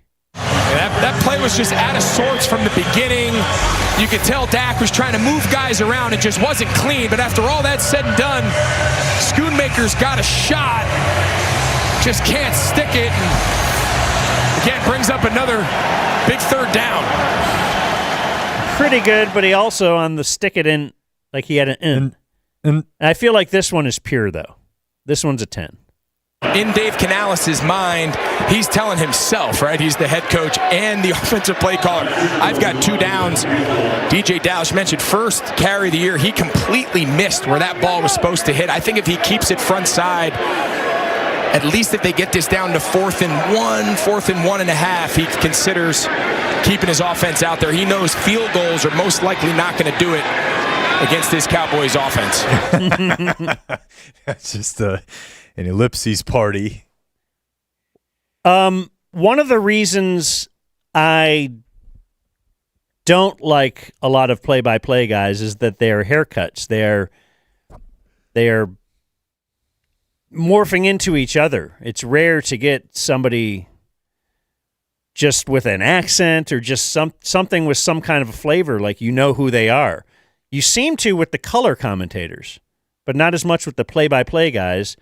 It's the brohardization of these play-by-play guys. They all want to kind of be like Kevin Brohard because they see how he's risen, so I'm going to kind of act like him. I think Adam Amin does in at least one way. We check in with our friend Carissa Thompson. CT. Yeah, of course. And we throw it to CT quite a few times. It's a disease. Okay, Leggett. I thought this was a stretch on why they were trying to say that this was a big game for Xavier Leggett. Yeah. And see if you buy this. Like, why is this a bigger game for him than other players on the field? This is an emotional day for Xavier Leggett. Grew up as a Dallas Cowboy fan because of his late father, Anthony. Came up as a mechanic, a hardworking guy, blue-collar guy. Passed away from a heart attack about 6 years ago. He lost his mom, Anita, to breast cancer a decade ago. Leggett and is excited to play against the Cowboys again, but it's always a little bit emotional for Xavier, knowing how much the team he's playing against meant to his late father. Greg's got nothing on that. Maybe that's who he was trying to toss the ball to.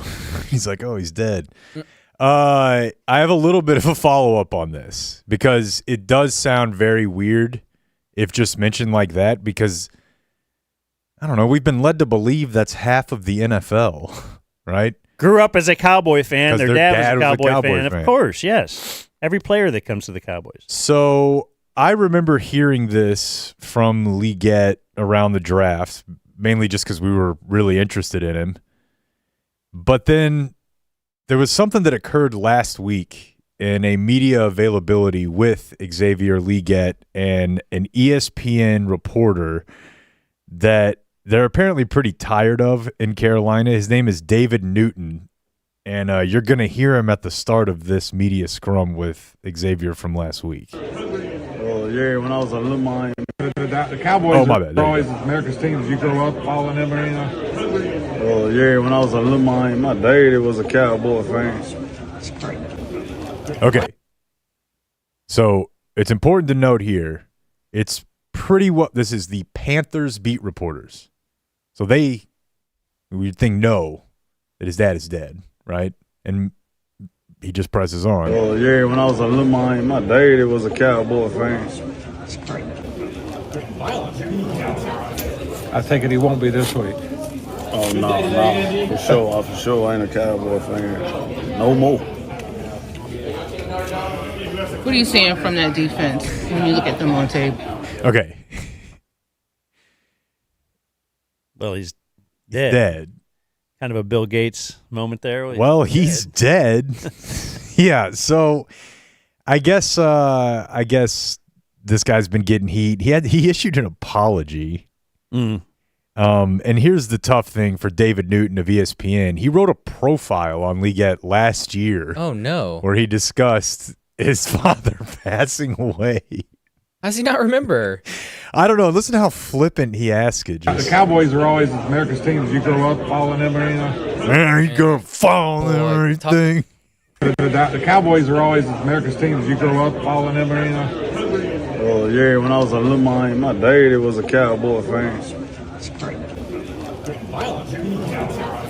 I think he won't be this week. Oh, no. For sure, I ain't a Cowboy fan. No more. What are you seeing from that? No more. Nope.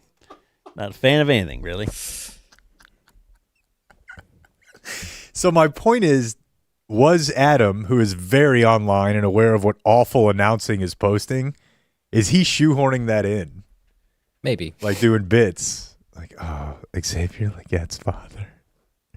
Interesting. Who tragically passed away some 8 years ago.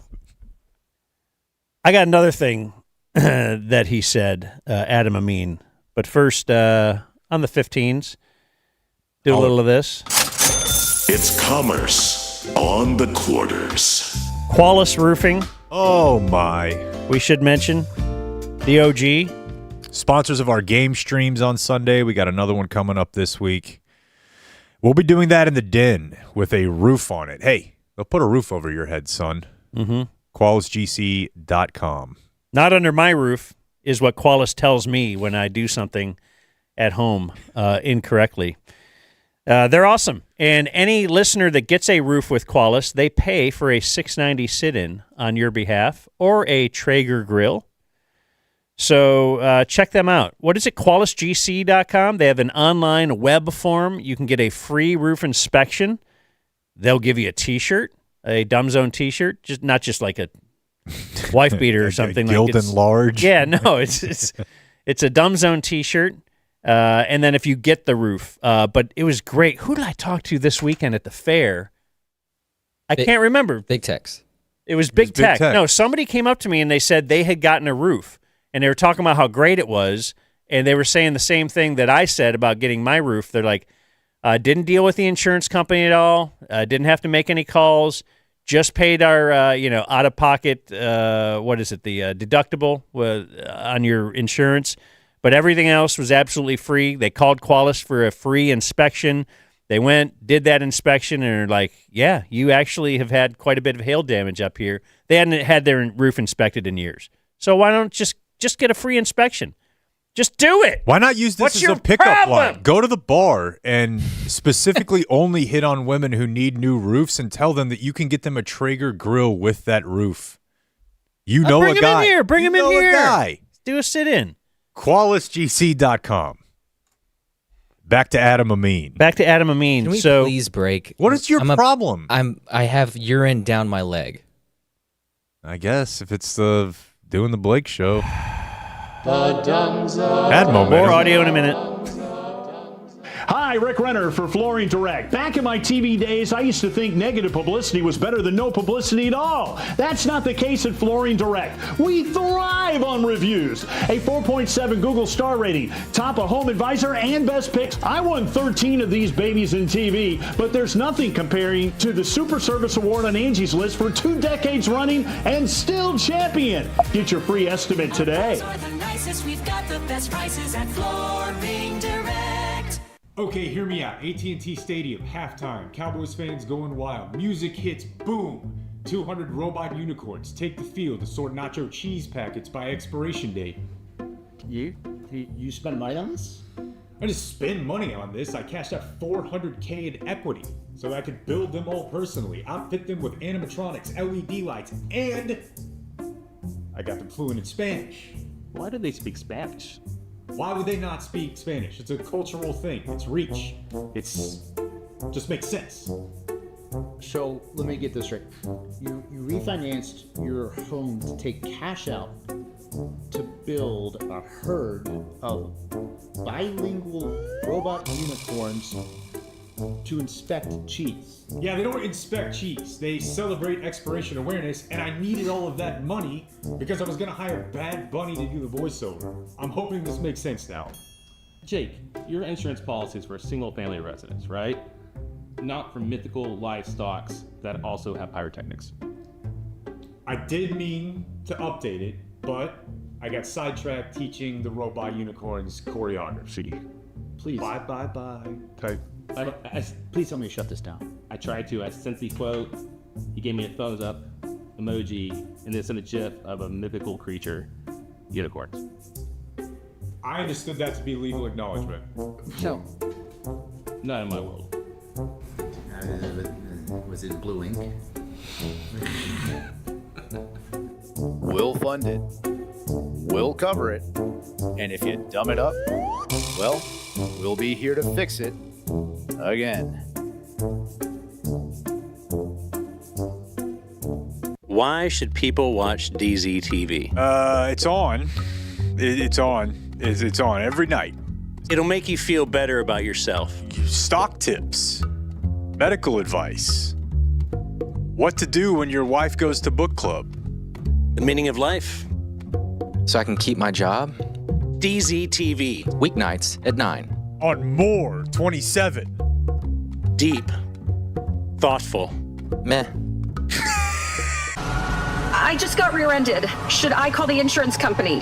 It's always best to talk to us before dealing with the insurance company. Okay, but I don't think I can afford a lawyer. Don't worry. You don't pay us anything up front. No hidden fees, no surprises. Oh, thank you.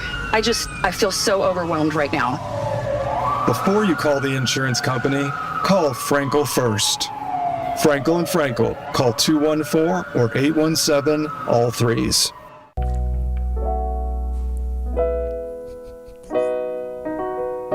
Quality Roofing, we've got drones. Boy, they do. And they're going to take those drones, fly them up top, and get a good look at that roof and inspect it. They will. I never knew that until you told me last week. The whole lead up. I was last week years old when you told me that Quality Roofing has drones. But yes, apparently the insurance companies recommend you get your roof inspected twice a year. I think that's a little ridiculous. Let's at least make it once, though. But the drone makes sense now, though. Because if you're going to be going up there, once, twice a year? Yeah. You're going to need a drone for that. QualisGC.com. They're great. They're great with listeners of our show. We've had boy, tons of people just come up to us and tell us how awesome the experience was with Qualis. I don't have to have anybody to tell me how awesome my experience was. They put a new roof on my house. I wasn't sure if I needed one. I knew that we haven't had a new roof in over a decade. And they went up there, inspected it, and they're like, yeah, you got a lot of hail damage here, man. So we'll take care of it. They took care of everything. They dealt with the insurance company for us. I didn't have to do all the calls on that end, and all we paid is the deductible. So Qualis Roofing, go to QualisGC.com. Do they have a number? They do. The phone number is 817-500-9008, and all of those are interesting copy points. But there's one final one. That's where he was leading you guys in it. It doesn't. Qualis Roofing, we've got drones. Magnificent. Our main goal at Game Day Men's Health is to have each man feel his absolute best. You're not just a number. We care about each person. We want you to come in. We want you to optimize your testosterone. We want you to live your dream. Anything? See, the rings are a lot harder than people think. He's gonna be ripped and he doesn't have to go through the contact of football. Yeah, it totally makes sense, man. It's so great that you're showing me pictures of your family. This is all I ever wanted. Over the years we've worked together, sometimes the work gets in the way, there's a little distance or a lot of distance, and now we're just here having chips, being friends, and enjoying each other's company, man. Or brothers. It feels like we're brothers, or you're even a father figure I never had. And actually, if you're cool with it, I'd love for you to be my grandpa. Are you serious? Yeah. I love that, man. Blake's grandpa, man. This is great. Everything's perfect Feels now. right. Feels right. Anything? What is this? The opening ceremony, the Butt Buddy Olympics or something? Wait, what's he doing here? Well, my dream is to make fun of your dream. And I couldn't have imagined to be this good. Yeah, he's got a point. What? He's got a point? Whose side are you on? Grandpa Jake. Blake's grandpa. That was your dream. Now we're in his dream. Game Day Men's Health. Live your dreams. Most of them. Why should people watch DZTV? It's on. It's on. It's on every night. It'll make you feel better about yourself. Stock tips, medical advice, what to do when your wife goes to book club, the meaning of life. So I can keep my job? DZTV. Weeknights at 9. On More 27. Deep. Thoughtful. Meh.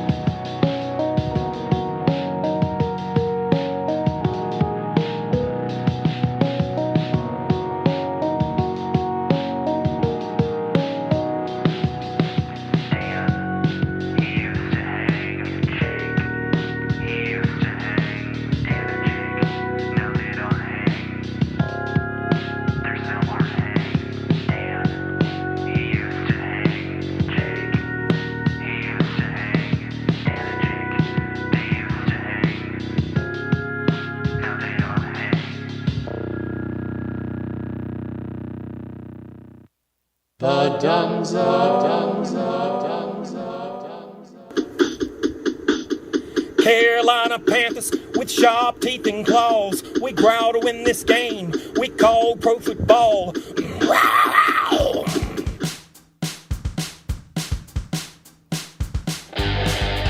You're listening to The Dumb Zone. It's actually the Blake Show. Should I bring it back out of break? Did you get any on you? No. That happens more as you get older. That's what I was thinking when you were saying that earlier. You just pee all over yourself?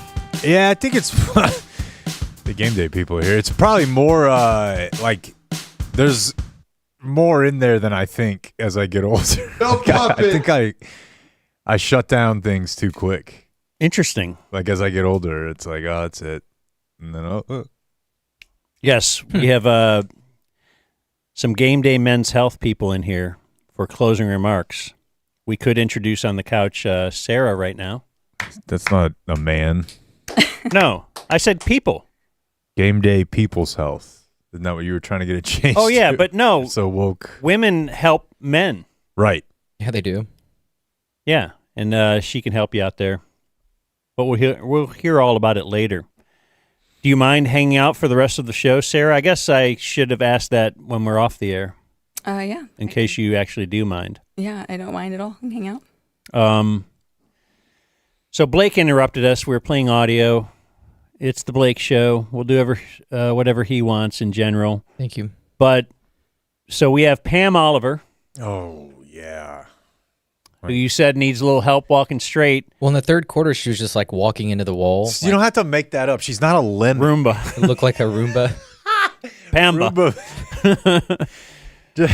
We got a Pamba. Anyway, you know what's the most worthless thing that a sideline reporter does is the coach's interview after the first half. No, I run right to the books, and I place my bets based on the inside information that she gets. So it's bad enough when you have the coach there and she's with him and talking back and forth. What if we don't even get the video of it? We just have her recap what happened. Pam Oliver down to the field. Yeah, some notes on my conversation with Ryan Schottenheimer at the half. He told me to my question, how do you limit today's best weapon for Carolina? He says it's just too easy. The way Dowdle is getting to the second level can't happen. Then Schottenheimer, where the Cowboys... All right, the point, I'm not going to play it all. So when the point is, why are we doing this? We didn't get you on camera. You don't have to just rattle off the stuff he says that doesn't mean anything anyway. Yeah, and I'm to a point where I feel like they're doing a joke on me, particularly me, because they know that since I'm a giant pussy, like I'm gonna be hesitant to be like they gotta fire Pam Oliver. I don't want people to think I'm a bad guy. They're trying to see how far they can take it. This is now like a psyop to where there's a guy at Fox who's like, I can't believe that they're not like demanding we fire her. When she did her first report yesterday, and I know the world of streaming is not quite as reliable as like cable or satellite, but when she first did a report, her mouth and the audio don't match up. So I thought that the thing was off, or like I was watching a kung fu movie. But it's just Pam Oliver trying to talk, and it doesn't match up. It's super confusing. Let's see. Oh, here's more Adam Amin. Like, I just have to get this information in real quick, even though we're going to break. So I had this on my notes, so I got to get this information in about Bryce Young. Good field position coming up for Dak Prescott of the Cowboys at the 46-yard line. Young, frustrated after a backwards moving drive, asked for help on that wrist. A nod to his brother. What? Yeah. Does he have a tattoo? Is it written on his wristband? Like, what are we talking? It is what TV. happened to his brother? Like, you're just going to go to break? And now all of a sudden I got to Google. Did he kill himself? I'm guessing. That's my guess. I haven't even looked. Okay, I didn't know if you were doing... Do you know? Of course, I know, but you're the fan that he's talking to. So, yeah, Dak's brother killed himself the night of the draft. No, that was Bryce Young's brother. Young. Oh, ask for help is on Dak's wrist. He said Bryce Young. Okay, well, he flipped it there because ask for help is on Dak's wrist. We talked about this earlier in the year. I know about Dak's brother. Yeah. But I live in Dallas, and I've been covering Dak since he was a rookie, and he's been playing for 10 years now. Bryce Young. They went to break. It was Bryce Young. No, play it again because something's not right here. You're right, but something is not. Good field position coming up for Dak Prescott of the Cowboys. So field position is coming up for Dak. We mentioned Dak. At the 46-yard line. Young. Okay, now we're talking about Bryce Young. New sentence. Frustrated after a backwards moving drive. Ask for help on that wrist. A nod to his brother. They must have just shown it on the screen or something. It has to be Dak on the screen. Yeah, they just must have pulled up his. That made no sense. You're right. Okay. Bryce Young does have a brother who passed away some time ago, a young age. But I don't know. But it would be weird if you had a brother who died from childhood cancer or something, and you were like, ask for help. Like, he probably had help. Maybe he didn't ask for it. I don't think that's how that works. But it's a mental health thing. That was choppy is what that was. Okay, what I'm saying is he's just got this pile of notes, and I got to get through every note. You don't have to use every note. You don't. You can just leave some of the notes. You just never had a chance to use it. I know it's real fun to talk about a brother who committed suicide, but we shouldn't just have to mention that. And finally, I thought this was odd.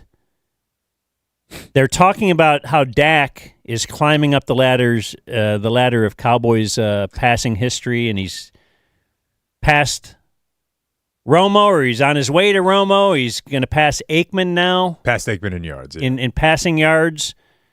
But Dak is not interested in that, as Third Leg Greg will tell you.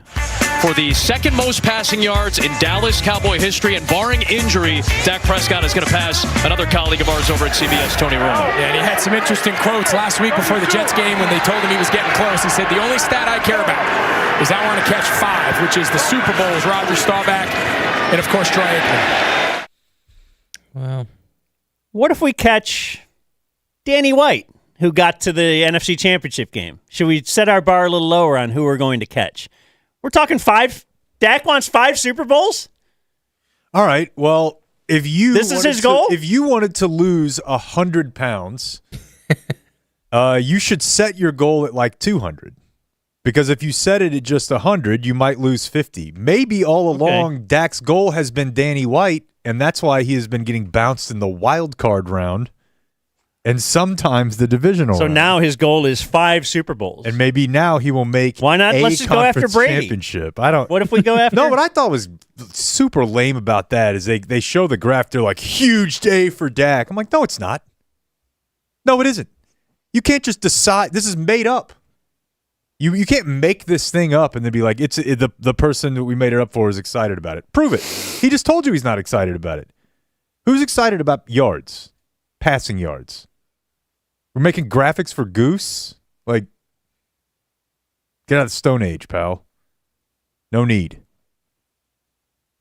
He didn't, there's no way he actually said what he said, right? Greg Olson's like paraphrasing. My only stat I care about is 5. That doesn't even, it doesn't even make any sense. All right. You want to move on to news? I am. Are we you up were the to there? captain of the ship. We'll do whatever you want. Well, I didn't know if you had. Hey, I got more on the game. No Jerry. That was a story. I don't think that should be a story. He often doesn't speak at road games.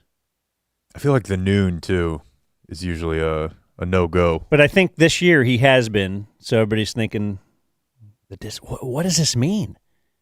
I think I saw Dez say people are getting fired. That means people are getting fired. Like, is Dez high? Actually, yeah, I don't know. He might be. Early Bird CBD will bring you the news. It is not your grandpa's CBD, Blake, because it has THC, and that's why we are on board with it. And they have a code, dumbzone20, which you get you 20% off at earlybirdcbd.com. You can't trust these fat cats in Austin. These laws, they're changing. The government is shut down. What does that mean for your THC? Well, you better get on it now. DumbZone 20 is a Before they shut 20% off promo code. Or open up. Even if you've used a prior promo code before, you can get 20% off with DumbZone 20, 2.5 milligrams of THC in each gummy. So if you got to take a drug test, don't take these. But if you want to have yourself a good time, do. It's earlybirdcbd.com, DumbZone 20. Here's Jake with the Dumb Zone News. All right, you know what I did this morning for the first time, Dan?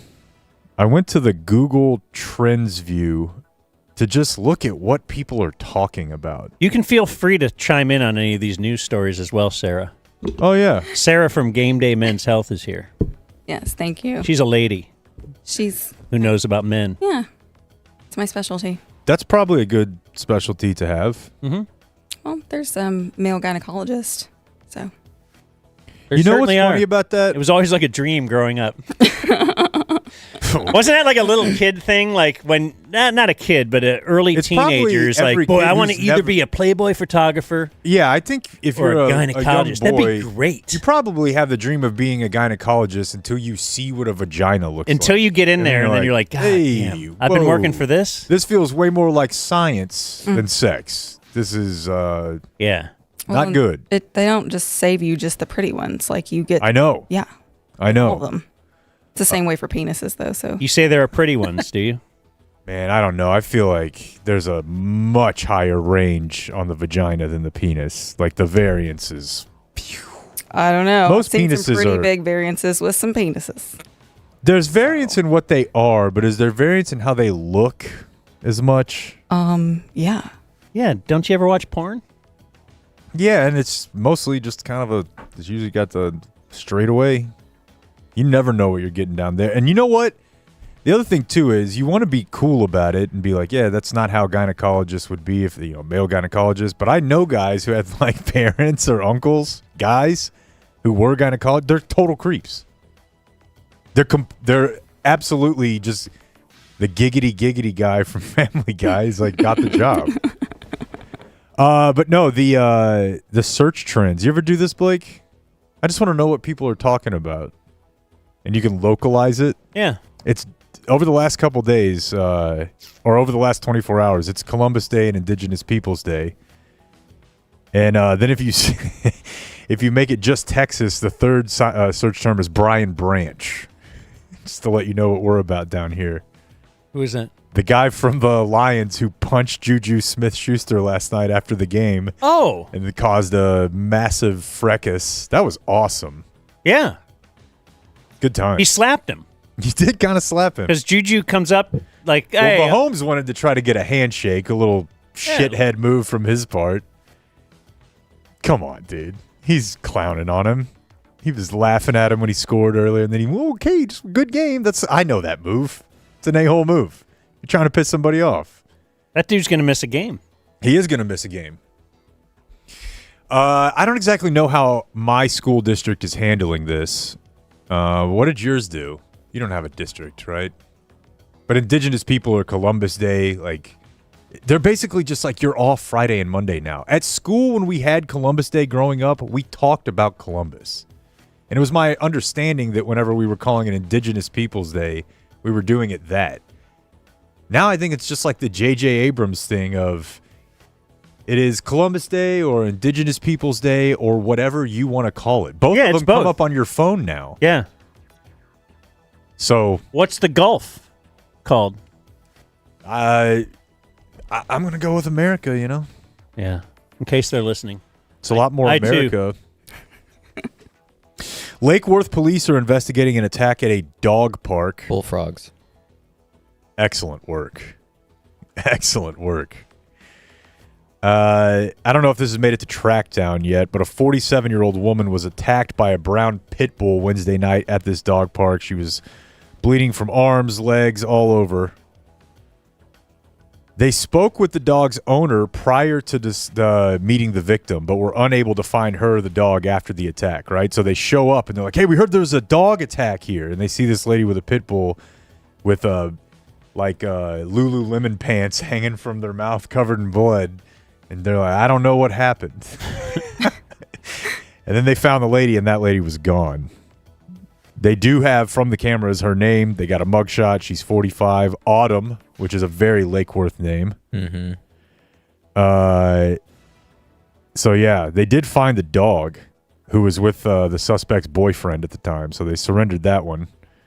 We all know what's happening there. Did you grow up here?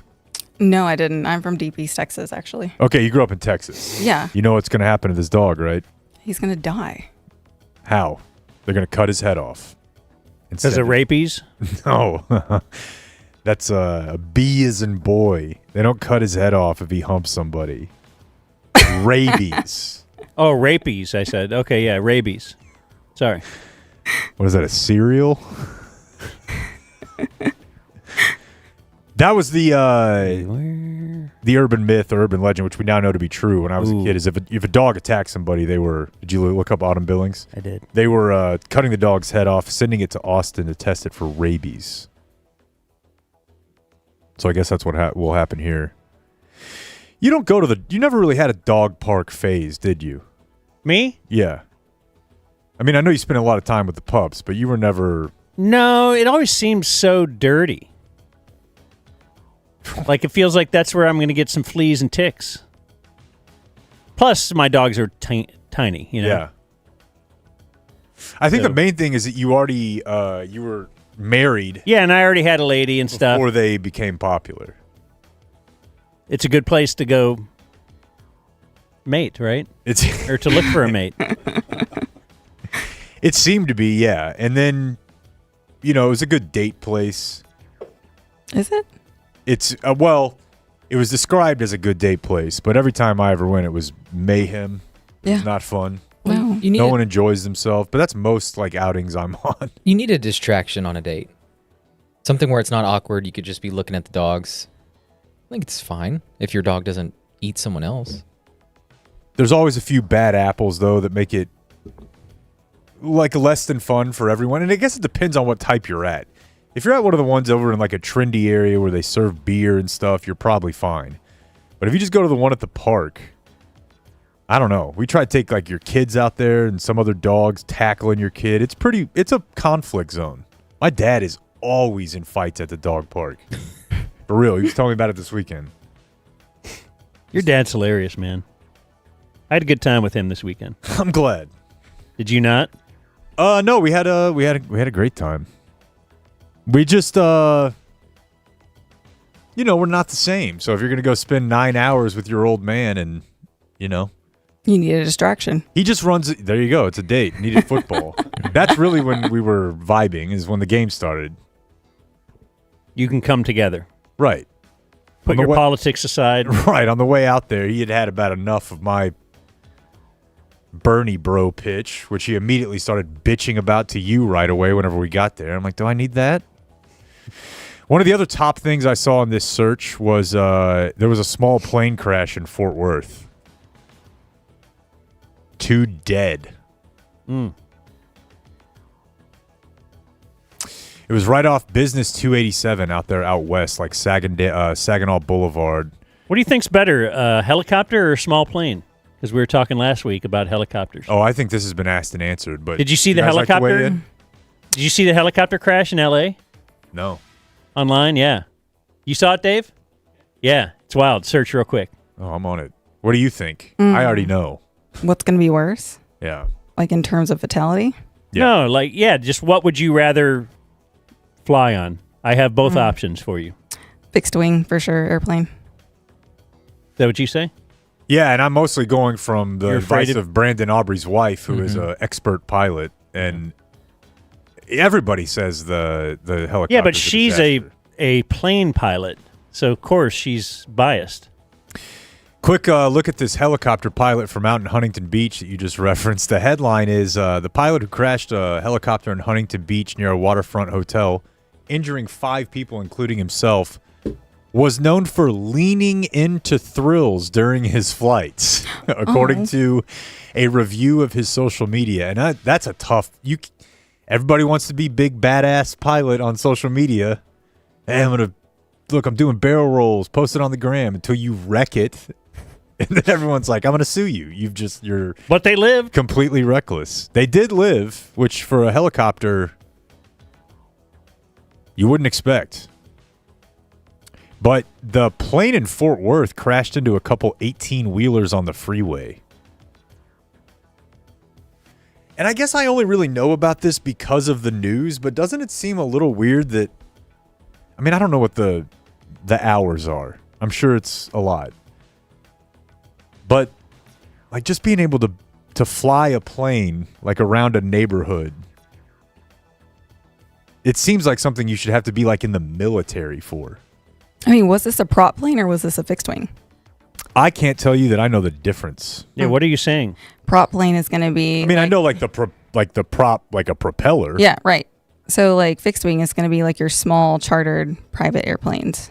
So was this one that was, taking somebody out to Vegas for the weekend, coming back? Like, what was this? Like, sometimes they include that info, and this time I don't believe they did. Sometimes they include photos. This time they did, but the plane is destroyed. Yeah. So I can't really... Well, there's a hangar out there in Hazlitt, right? I mean, so I guess that's where they were probably headed because they wouldn't have been going to Meacham if they were in Saginaw. Private... This one says Hicks Airfield. That would have been Hazlitt, yeah, out in Hazlitt area. Because it's Meacham is the one that's the other private. What do you know about Hazlitt? It's north of Fort Worth. You just jumped out with a lot of info there, and all of a sudden it was like... They just built a new high school. No. Eaton High School. It's nice. Yeah, no, we have family out there. It's developing. It's one of those commuter communities that, it's kind of developing in between here in Denton, Argyle, Hazlitt, all those areas out there. You know what it used to be out there? What? A field. Oh, well, that's usually how most places start. All of it. Be a field. Yeah. Chappie loves that too. Yeah. I bet. Unironic. Jake's dad loves to just tell you that this used to be a field. I believe that's where we first started. Yeah. I believe that's where we first started saying that. Let's see here. What else do we want to make sure that we hit today? I'm not going to play the audio for you, but I will just let you know that the big man himself thanked the owner of the Dallas Mavericks in his speech about the ceasefire and the hostages being released in the Middle East. This is just the world we live in now, where the owner of the Mavericks is not a guy who will buy your business where you ship potatoes to people on his reality show, but rather a pretty big player on the international stage. Did you also see... I don't even know why I'm telling you this. You don't care. And we shouldn't care. Like, they're playing games in Macau now. The Mavs? Yeah, because they have casinos over there, and there was a big press conference today announcing it. Where's Macau? No idea. Me neither. But Jake said it as if we should all know. Well, I gave him the nod, hoping he wouldn't ask me where it was. Do you know?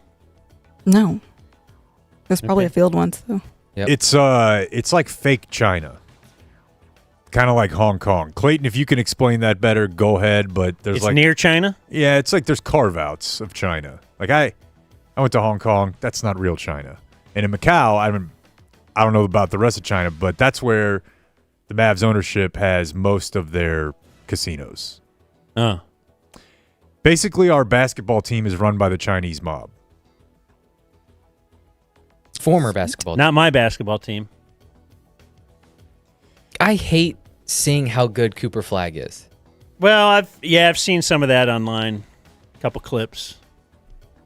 But we can always just hope that's fool's gold. And that sucks. I don't want to hope that. I want bad things to happen to anything around Nico. Why can't he take a helicopter? Yeah. Let's send a helicopter for him. Did we decide whether we wanted to die by airplane or helicopter? What was that? I think... See, I've always wanted to... I like helicopters. But there's a lot of bad pub these days on helicopters. A lot of bad pub. There's a couple people die here. And people are going to die. Didn't Dan Patrick say that at the beginning of the pandemic? Like, look, your grandparents are probably going to die soon anyway. So they die now. Yeah, I mean, spot the lie, right? That did happen. You just shed a little weight. Hit the pandemic. Yeah. I didn't see this story last week, but there is now a man dead. There was a road rage shooting in the Frisco High School parking lot Thursday night between a 45-year-old man and a 34-year-old man. Shooting, dead. Two people get into a road rage confrontation. Now, the one I find interesting about this is that they both had to pull into the parking lot. And I saw a lot of this on Saturday getting into and out of the Cotton Bowl. Two people in a car yelling at each other. God. And one of them's like, pull over. Now, they both have a decision to make at that time. And fortunately for what I saw, a lot of guys just going, fuck that guy, and pulling off. But if a road rage shooting happens in a parking lot, you've both decided there's another step here. I'll up the ante with you. And now I don't feel as bad for you. If you get shot on the road, if somebody motioned for me to pull over, I'd start crying. Hit the gas. Like, wait, no, I just wanted to be real mad right now. Exactly. So, you know, I'd apologize. Man, I'm sorry. Yeah. But I would never be the one to call for it. Yeah. Dude, there's so much of that going on after the game. Even like just walking to the car and people are blackout. And were you happy about Denton? You wanted to see UNT get hammered, and they got beat like by 50. It went exactly like you thought. I want a little hope. And then I watched it. Yeah, they fumbled a punt return before half, and it was one of those. You guys didn't even get your picks in on time, right? Mm-mm. Neither of you. No. I'm the one who says we shouldn't do Friday night games because I don't want to have to get my picks in on time. I left it all out on the field Friday afternoon and then shut her down. Yeah, I'm I closed sorry, my man. laptop, and I was closed all the tabs. Again, I'm the one who says don't. Yeah, no, you're right. Don't shut me down now. Don't shut me down and tell me I'm right. Do you think that you'll end up with better picks than us this week? I don't know if you're triple hit or not. So it did. Okay, then probably so. Did I pick the Stop Steelers against the Browns after the Browns had 3 straight road games, including coming off London without doing a bye week? I did. What research? Our final story, which is straight up. It was all available to all of us. Oprah, You just did. Oh, I love Dak. Oprah level nightmare fuel at Aldine High School. There's no way it's in Houston, but they've been around. It's a big high school in Houston. Indians. A man is accused of kidnapping a student near the school, but that's not the part. He was observed injecting the boy with an unknown substance, like a tranq dart type thing. The staff saw the boy stumbling and walking off balance in front of a shopping center across the street from the school. Then the kidnapping happens. Or attempted kidnapping. What are you looking up? No, I see the story. It says that they said she was walking like Pam Oliver. All right. Yeah, and that's when they knew. Okay, yeah. We can shut it down. That's fine. Doesn't matter. Did he end up kidnapping the kid? No, the kid got away, but they definitely they haven't released what substance. The boy passed out multiple times. They gave him Narcan. It was a homeless guy. And once they observed this happen and trying to get the kid, and he's all Pam Oliver, giving reports on Brian Schottenheimer, they rushed over and saved him. CPR. He was non-responsive, but this is the sort of thing my mom thought was going to happen like every day.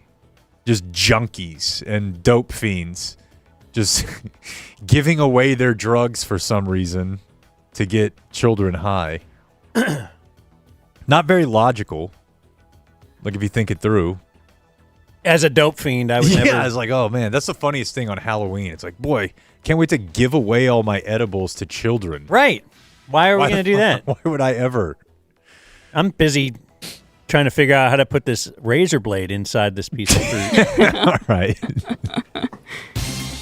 The Dumb Zone. That sounded like you were closing out. Sure. I beat it. Like and That's what I want. subscribe. That was a good news. So we can do some viewer mail birthdays. We can have this brought to us by Frankel and Frankel. They are personal injury attorneys. If you get in an accident, Sarah. We're not asking you to get in one. I am. Dan is. But it is dangerous down here, downtown. You could get hit by a bus. We should have done this last week. I got hit in South Lake last week. Yeah, like you. Thanks for the schedule. Appreciate it. Really? Yeah, true story. What happened? I was at a light. Guy wasn't paying attention, and he just rear-ended me. The guy. He was going road speed. Yeah, I was the last one at the light. He's like, "Oh, I just looked up and saw the light was green, and I just had my head up my ass. I just kept going." I was like, "Oh, okay. Well, all right." Did it turn into a meet cute? No. Stop knowing what that is. Oh. No. I do know what a meet cute No, is. him. Oh. You don't know what a meet cute is? You're fine. He says stop knowing what it is. He doesn't like the fact that I'm really hip and with it. What was wrong with Absolutely. it? Not a meet cute? No. Why? Because he wasn't my type. But you didn't get injured. No. That's I unfortunate. wouldn't say. I know. If But you if did, it pops up, a little people's court type thing. Maybe a little whiplash, but I got shit to do. So 817 or 214, and then all threes yeah. for the Frankel. Just remember, keep that in mind. Got it. Yeah. No, 817 or 214. And then when you call, you'll talk to a partner, not some idiot like him. Oh, perfect. You're going to talk to like one of the Dave. Yeah. Awesome. You're going to talk to Dave when you call them. Perfect. Get things done. Yeah. You'll talk to one of the Frankels. No, it's one of those deals where it was like, hey, are you going to report this? And I was like, probably not. He was like, cool. Yeah, well, all right, see you later. Did you exchange insurance or no? Absolutely. I'm Okay, not at a least dumbass. did that. All Yeah. right. Well, it sounded like you were just letting this guy off. Oh, no. Well, if he doesn't pay up, call the Frankels. No, it was his shit. It's all good. But if, like, how many more times do you have to All try right, to viewer mail drip birthdays. it? I'll do viewer mail birthdays. In the where are they? event. Here they are. Who's left? We have Uncle Hotmail Daniel. A special birthday today for a friend of many, lover of some, big bit man, Brent Crable. Yes. Let's see. His age, he's a person who has a child and has had a child that had their heart broken and come home upset. R.I.P. Mike Gundy. Woken up in that special way because his girlfriend is Mexican and he threatened to call ICE if she didn't. Damn, that's one way to go about it. His leaders are the ears and eyes of Greg Olson's college girlfriend and Angelo's third phone. Drop request would like to hear the 2017 or 2018 Why Today Doesn't Suck of Brent's birthday. More bum zone. Let's see. That's all I have to say. This makes me want to puke. R.I.P. Mike Gundy again. Nima Shabazi. The great Nima. So he sent 2 pieces of audio. You want me to play one? Or do you care? Yeah, let's do it. Didn't sound like Jake wanted it. Well, you said want. Okay. 2017, I'll play. Nima writes, happy birthday to Brent Crable. Boy, Nima's got a lot of friends. Brent, oh, that's a good friend of ours. Age 32. They know each other? His leaders are the ghost of Danny's pig and Dan. Danny has a pig? Are we sure that Danny's pig has one? Picture attached his 23-year-old girlfriend. By the way, Mino, did you get the new My Pig? Woken up in that special controversial way by her taking a knee and humming the national anthem on him. Yikes. Well done, lad. Drop request, Jake asking David Kunkel if he could eat 200 nuggets in 2 hours. Kunkel's response, followed by Grego saying that wasn't the question, and Jake asking, what about 3 hours? Do you think you could eat 200 Chick-fil-A chicken nuggets in 2 hours? No, I love my job. It's That wasn't the question. What about 3 hours? Wow. That's a quick turnaround, Mino. Here's a picture of the girlfriend. Impressive. Wasn't the question.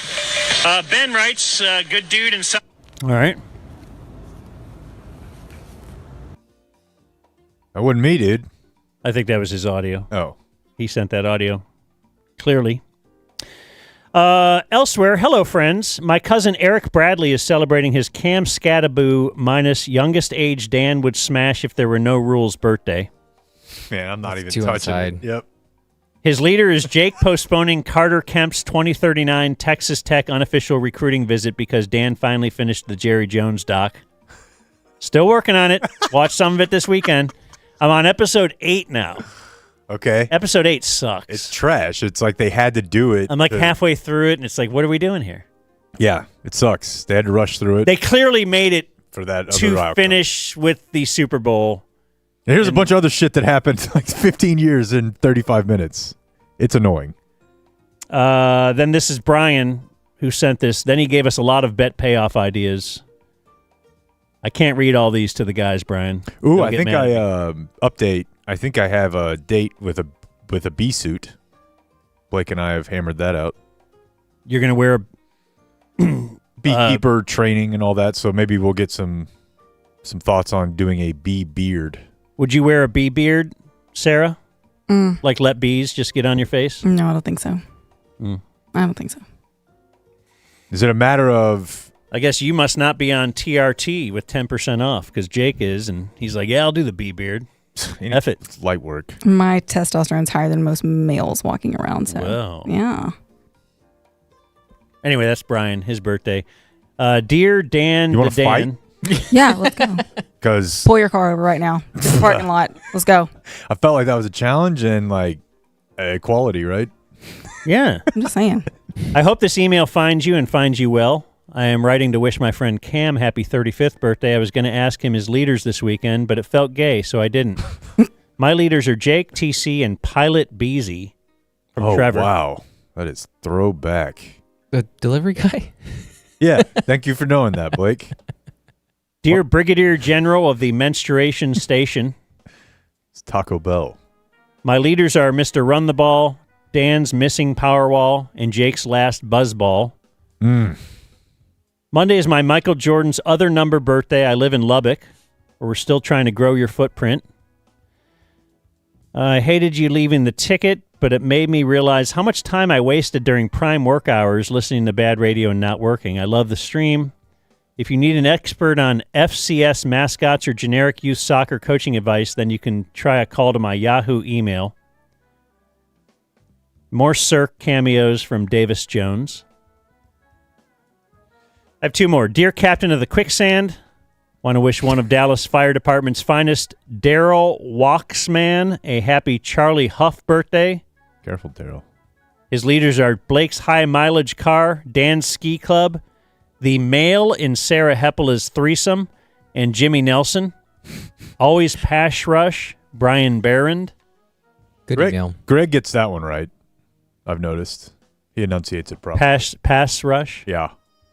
And Brittany writes, Dear Baron of the Backdoor Ballet, I'd like to wish my husband Cam happy birthday. It's his OG Kevin Durant birthday.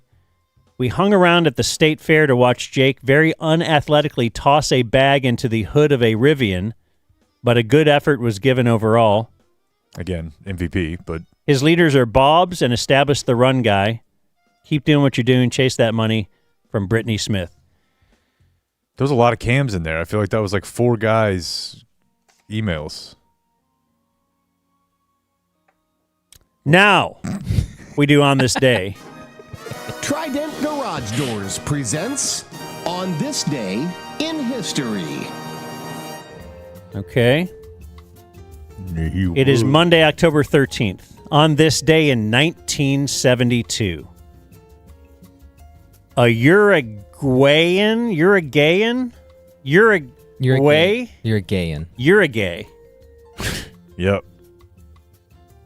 The Uruguayan. No, but I don't know. Anyway, it was a plane from Uruguay. That country. A chartered flight carrying 45 people crashed in the Andes. Survivors resorted to feeding off the remains of some of the dead in order to stay alive until they were rescued more than 2 months later. Why didn't they just eat the frozen custard? That's not every plane is the Cowboys charter, you idiot. Well, he was saying it's the Andes. Oh. In Andes. See, when I think Andes... I give him credit for the Andes frozen custard. Yeah. That's good. Yeah. For some reason, when I think Andes and joke, I was going mint. Same. But I couldn't do it. This is How are mints doing? The movie called Alive. You ever see the movie Alive? No. Yeah, it's something. Happy ending? This is different than the Donner Party. This is different. Yeah, I think. Both involve you got to eat your homies. Mm-hmm. Ethan Hawke is in it? On this day in 2010, rescuers in Chile, yes, using a missile-like escape capsule, pulled 33 men one by one to fresh air and freedom 69 days after they were trapped in a collapsed mine. Damn, dude, I forget how long that was. That's when you guys played Texas Ranger or Chilean Miner on the show. Yeah, we read off names of minor leaguers. Was it minor leaguers? No, it was not. Oh, we just it was weren't the paying big attention? league club. I think you did with your wives, but it's still funny. Oh, yeah. 69 Nelson days. Cruz or on this day in 2015, former NBA, former Maverick, Lamar Odom was hospitalized after he was found unconscious at a Nevada brothel by a friend of ours, Richard Hunter. We should try to book Big Dick. Let's do it. Why don't you Is this book real? him? Let's see what this is here. I haven't previewed this at all. Bring me up and see. Wait. Thanks for holding. This is another dispatcher. Were you able I've got you now. Okay, were you able to find out any more about his condition? Is he breathing? Yes, he is breathing. That's Richard Hunter? Yeah, that's Big Dick right there. Previous co-host of the Wild Ass Circus calling in the 911 call on Lamar Were you Odom. able to find out any more about his condition? Is he breathing? Yes, he is breathing regularly. He sounds like he's snoring a little bit, but he is breathing. Okay, he's okay. That's it. right. He saved his life. Fine. I'd love to have him on. I think he went to the same high school as me. It's me, him, and that Congress lady who pissed her pants over abortion. She was running for governor, right? Well, when she peed her pants, she was doing a filibuster. What was her name? Wendy Davis. Yeah. And she had a diaper on for politics. And on this day in 2021, at the age of 90, good friend of ours, William Shatner, 90 years old, rode into space and back. Fake space. Aboard a ship built by Jeff Bezos' Blue Origin company, becoming the oldest person to travel in space, or fake space. And on this day, October 13th, in Dumb Zone history. Not much. I missed this show in 2021 because my oldest kid was born, and So this is the birthday?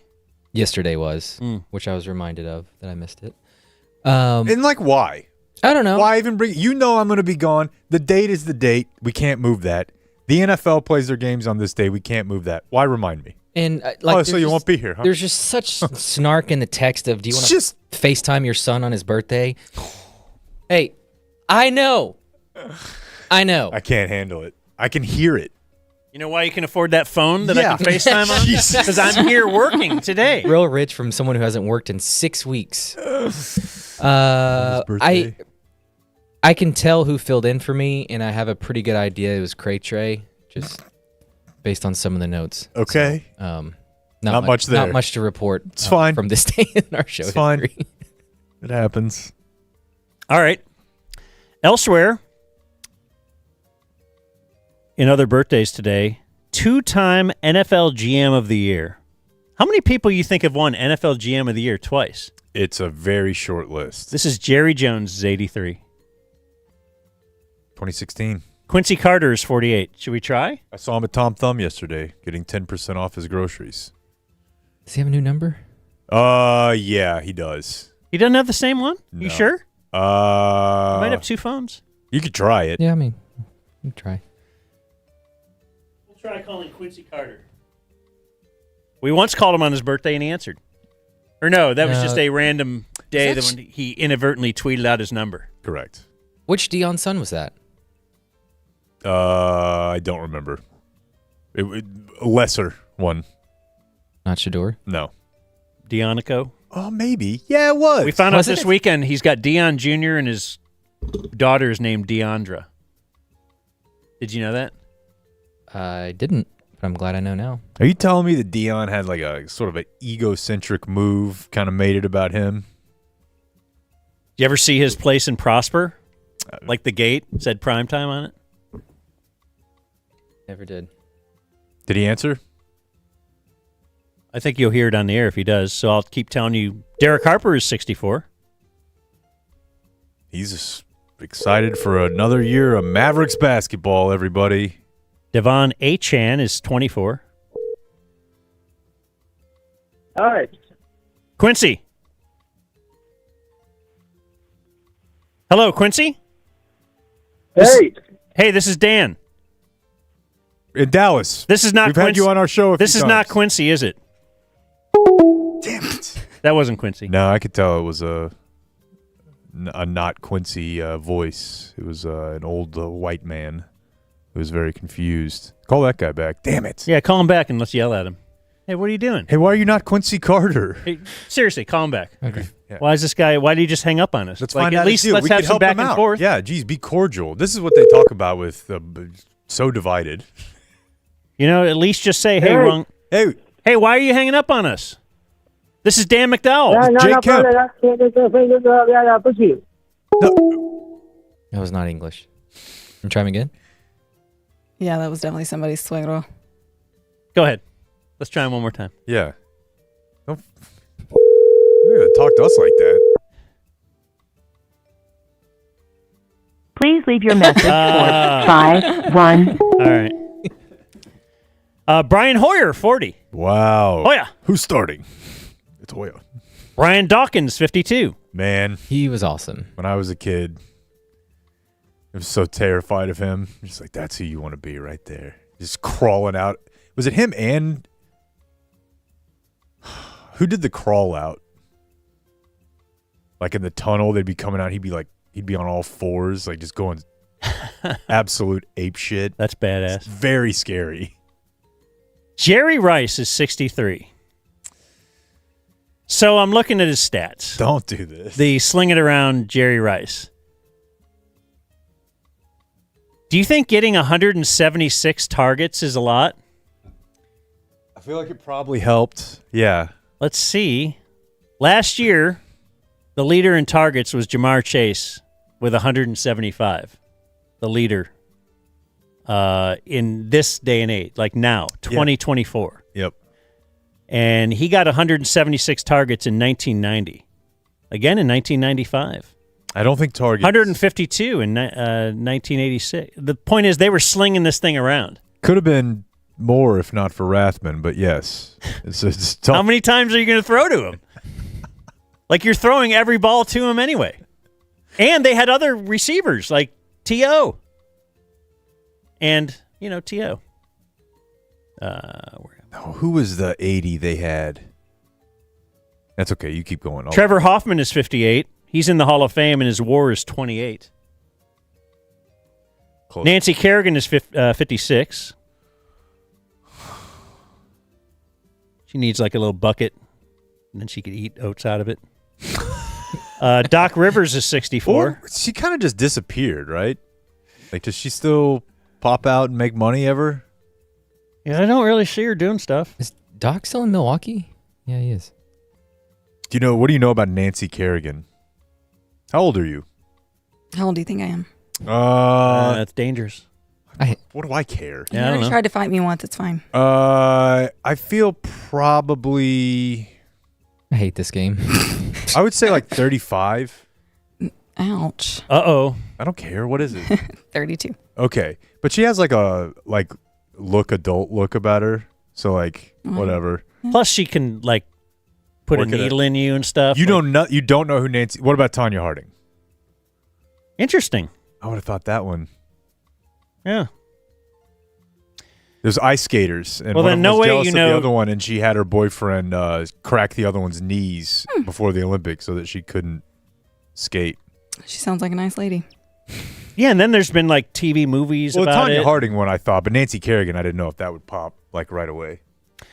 Then you've never heard of actor Demond Wilson is 79. We should just play the unedited version of that one day. He was on a show called Sanford and Son. He was on the old station with us. Yes, I wasn't there. I was on vacation. Donovan interviewed him, and apparently he said the N-word, what was it, 20 or so times in a row? It was rapid fire, dude. You couldn't dump it. Yeah. He was saying it so much. He was just saying what Red Fox used to say. Ends watch us on Friday night. And ends and ends and ends and Do you want to hear it? It's funny. I don't think it's just playing for shock value. I have never heard it. We don't have to play the whole thing. All I remember was Donovan was in for Dan, so Donovan is handling the interview. Bob is there? Yes. And as Demond Wilson started saying what he said, Bob sat up and pushed himself back from the table and never turned the mic on again. It was a religion on Friday night for us to watch Sanford and Son. My Greek people, Italian people, my father, my uncle, my grandfather was Fred Sanford.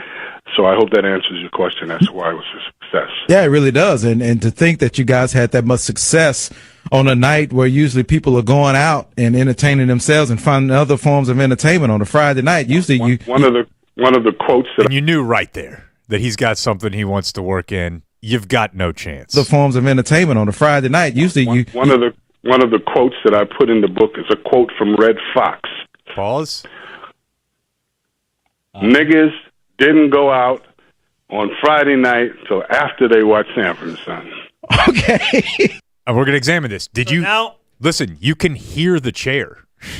Okay, so now Donovan is like, oh, because anytime on terrestrial radio, when even if somebody says shit, usually it's like, oh, are we all going to die?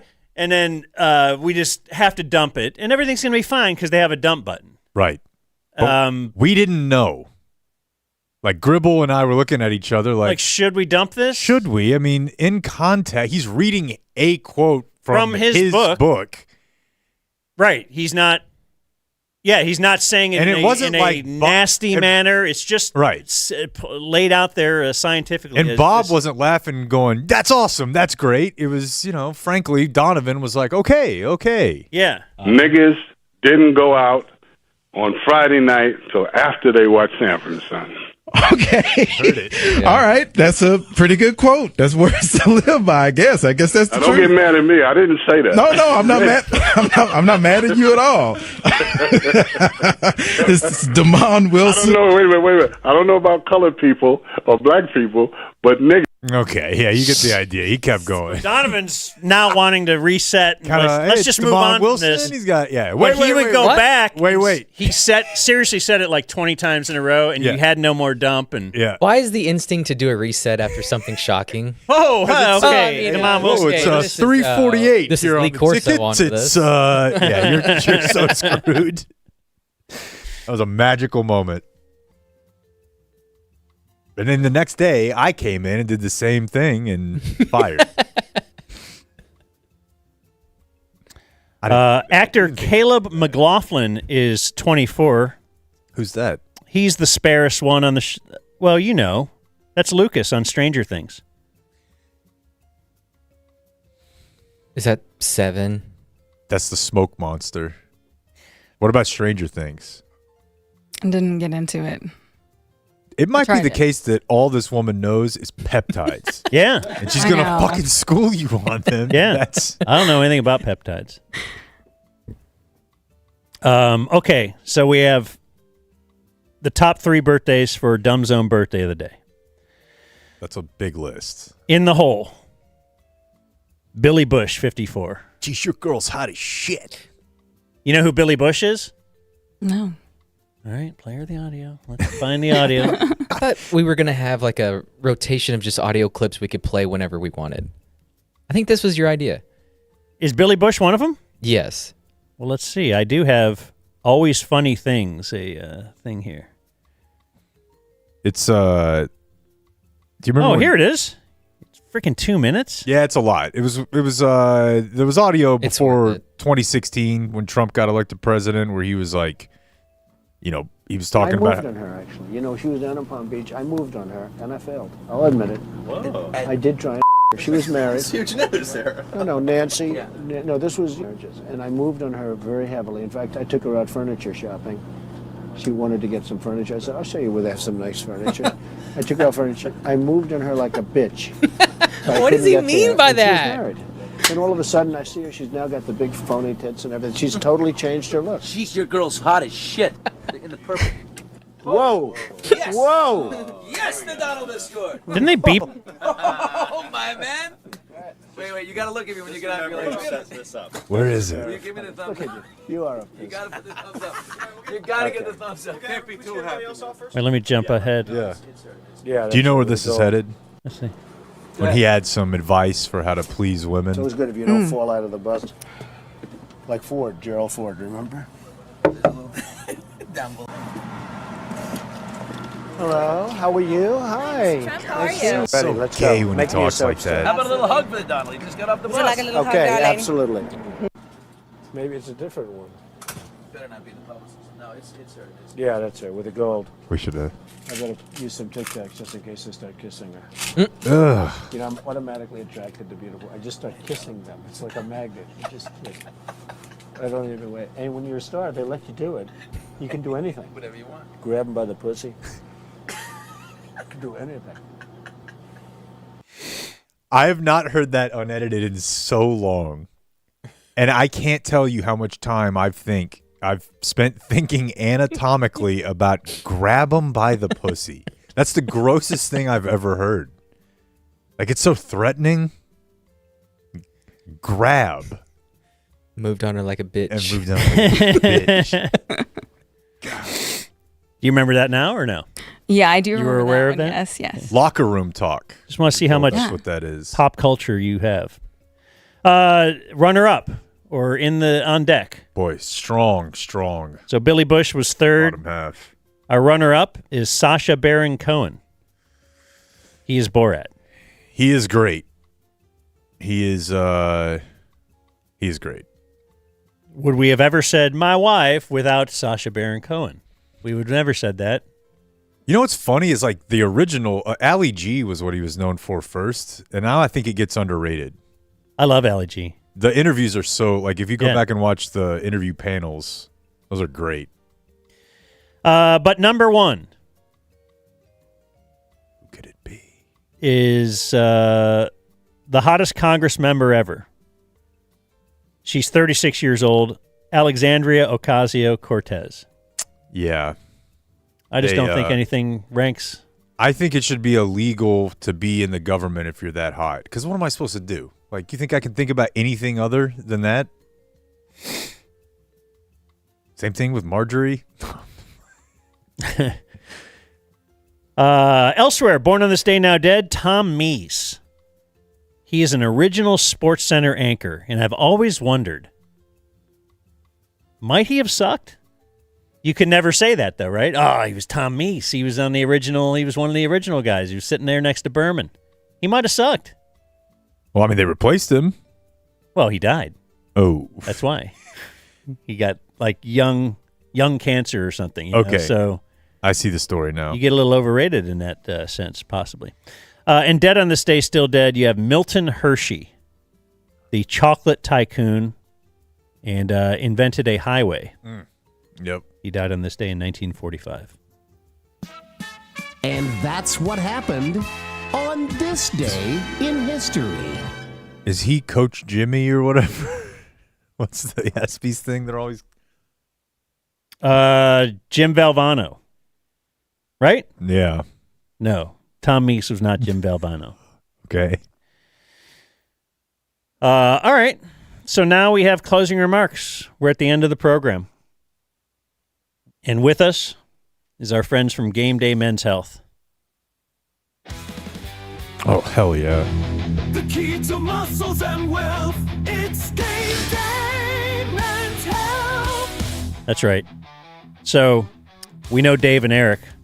Quite well. And we know Sarah as well. Know her a little better today, now that we know that she doesn't know anything about pop culture. Yeah, but you didn't recognize me when I walked up to you. I did not recognize you at I all. know, You're right. So rude. You I saw are- both of you. Did you recognize me? I did. And not because of, like, I knew that your hair was different, but He's just you lying. have a very distinct... Listen, Your hair is much different than it was, too. there's not many people that And you you do sat have in a makeup room on. with and they've told you, like, here's what's going to happen to your body. All of it. Not many women. This is one of them. So I remembered. You know. Yeah. It's intimate information. Anyway, That's what I do. so we're here now to talk about, like, what is peptides? That's the big thing, right? Yeah, I mean, they are definitely taking over, I guess, some of the gym bros. I feel like it's like, I mean, you're always going to have that group of people who's like, no, give me the anabolic steroids, give me the juice, give me the shit, you know, and then there's other people who are like, okay, let's really practice some longevity here. So yeah, peptides, but those are going to be like amino acids, right? So they're naturally occurring in your body. Some of them are direct amino acids, the exact same thing, bioidentical, if you will. And then some are just can be mimickers. And so they're just keys telling your body what to do. It's telling your body something to do that it's already capable of, right? So as you age, you you're born, you have all these mechanisms of action, all these things that will happen, and you grow, and you're usually at your peak performance, anywhere in your early 20s, right? And then as you start to age, things go away. Let it be hormones, let it be any of your analogs or talkers that happen to any of your endocrine system, meaning anything that's going to play a part in metabolism or healing, recovery, that type of thing. So here comes peptides. You give some of those keys to yourself, and you tell your body to do exactly what it's fully capable of doing, just at a more efficient rate.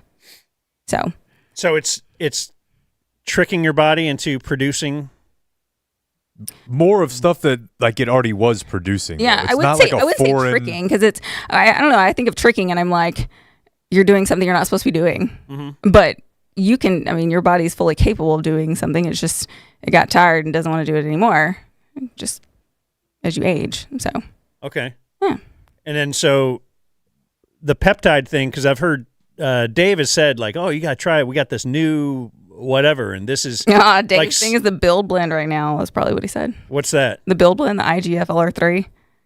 Well, what is it? Yeah, so no. So that one in particular is designed for muscle fiber growth. It is an actual insulin-like factor, and the LR3 is the long chain. So that's the thing with these peptides.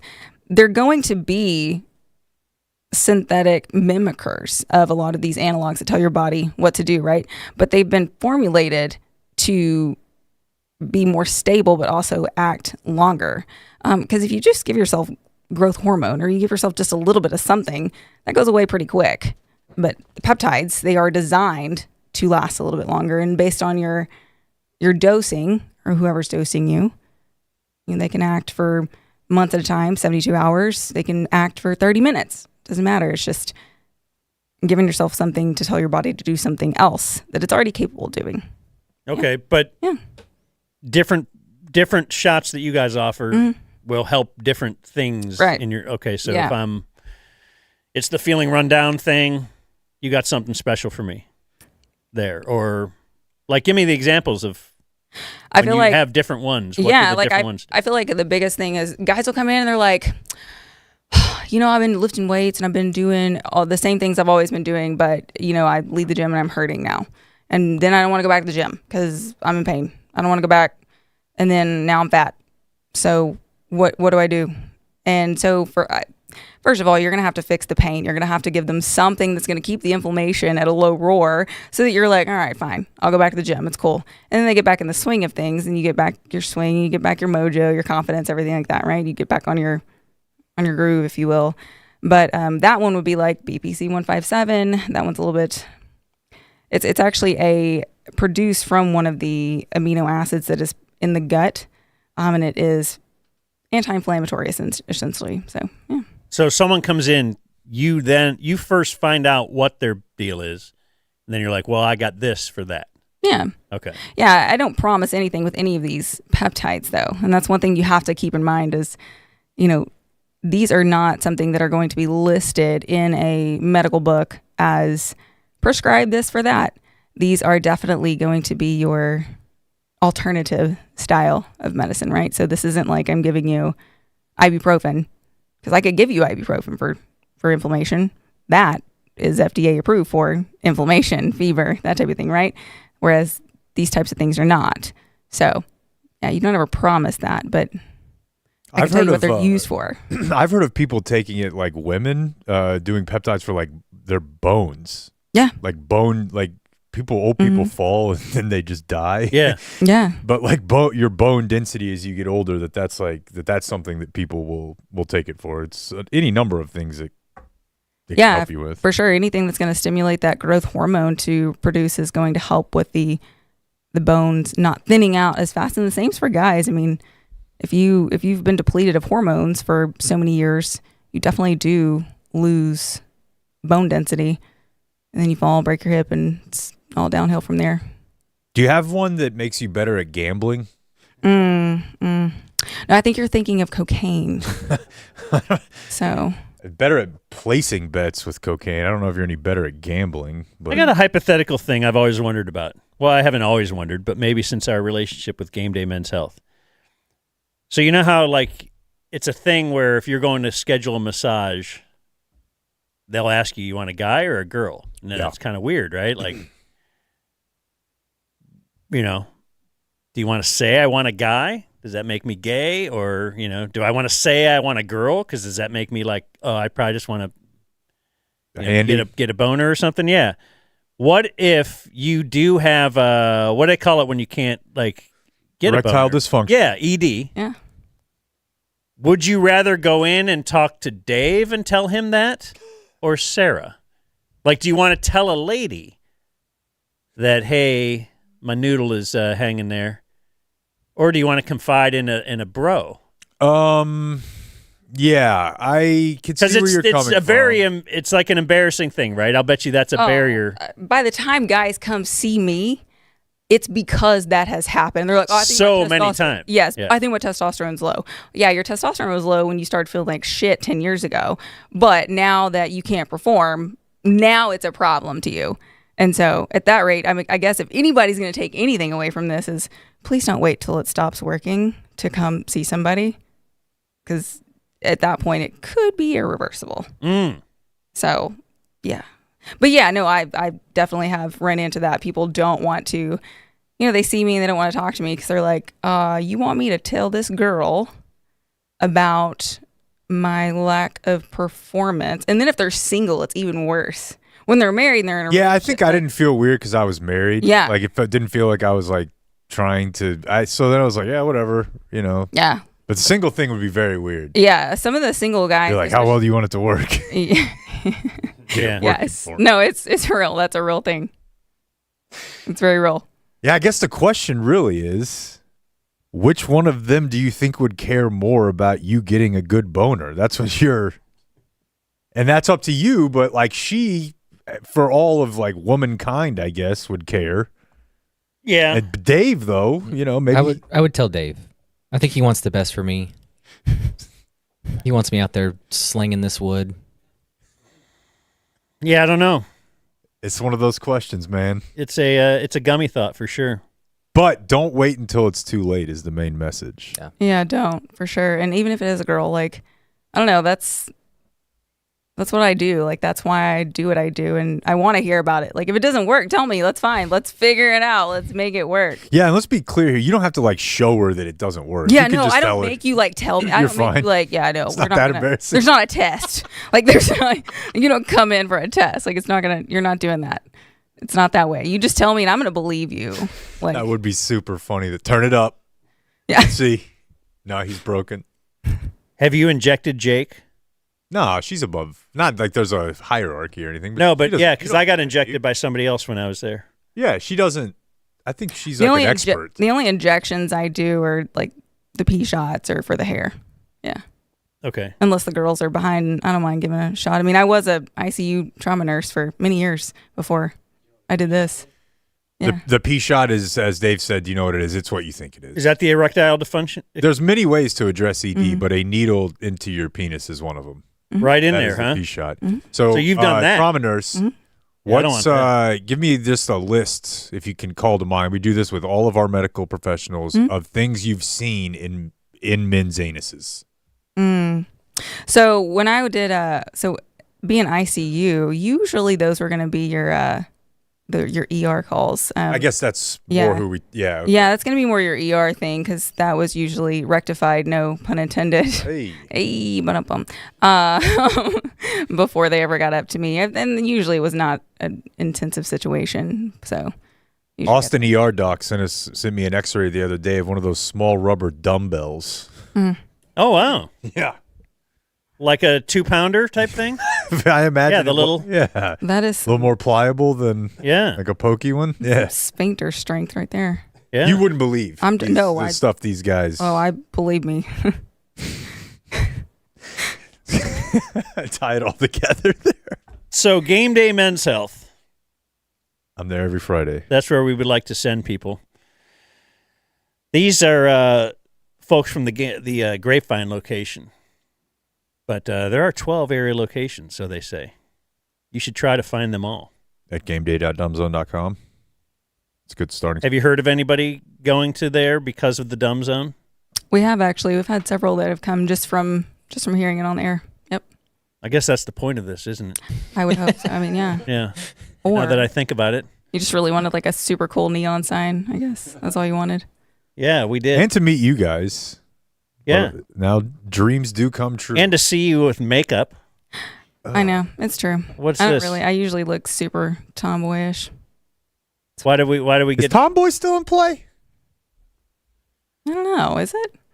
you just don't hear that. I don't hear it as much. About kids. Right. Yeah. You don't hear she's a tomboy. I don't know. Probably not. Yeah, It's probably not even politically correct anymore. I don't know. Is it back? No, a lot of things are back, yeah. You have anything you've been wanting to get off your chest? You pissed about something? No, I'm Just usually... that guy that rear-ended you? Oh, no, I wasn't mad at him. I was just happy everybody was okay. My kids weren't in the car with me. He was fine. He did end up with a Baylor Bear stamp on his bumper, though. I had a hitch cover, so he ate that, and it left the impression. And you love your college so much that you put it on your bumper? My husband did that. Yeah. Are you from Baylor? Did you go to Baylor? I did. I went to, yeah, for one of my degrees, yeah. Oh. Listen to who has more than one degree. You can't say that. I guess since he didn't go to college, you got one for him. I went for a little bit. There you go. He did go for a little bit. Yeah. Yeah. No. Yeah, I did. I went to Baylor for my doctorate. What's your husband do? My husband is a multifamily framer, so he's a pre-con director for a massive frame company, and he just plays golf and drinks. That's what he does now. Plays golf and drinks. Yep. Construction. He literally texted me a minute ago and was like, "Are you keeping up with the sports talk?" And I was like, "No." And he was like, "They're gonna think you married a chump. Thanks." I was like, and I was like, "I'll let him know. You're welcome. Yeah, it's fine." I don't think you want a wife who's into sports. That's my theory. No, I think you want to be able to like go do sports together and have fun, but you don't. But you want to seem like you know more than her about something. Dude, the worst. Especially if you got like a doctor wife. You know, my life is great now. It truly is. But if I had to pick a low moment from yesterday, it wasn't when the kid who looks like he's in 5th grade sailed one through the uprights. It was when my wife got home from watching the game at the bar with their friends, and she was like, "What happened? I thought you said they'd win this one." Where'd that come from? Yeah, I mean, we do. I mean, he's a big sports guy, but I just tag along mostly just to drink without my children. Why didn't the defense like stop him? You know, I don't know. They traded Micah. Shut up. I don't need it.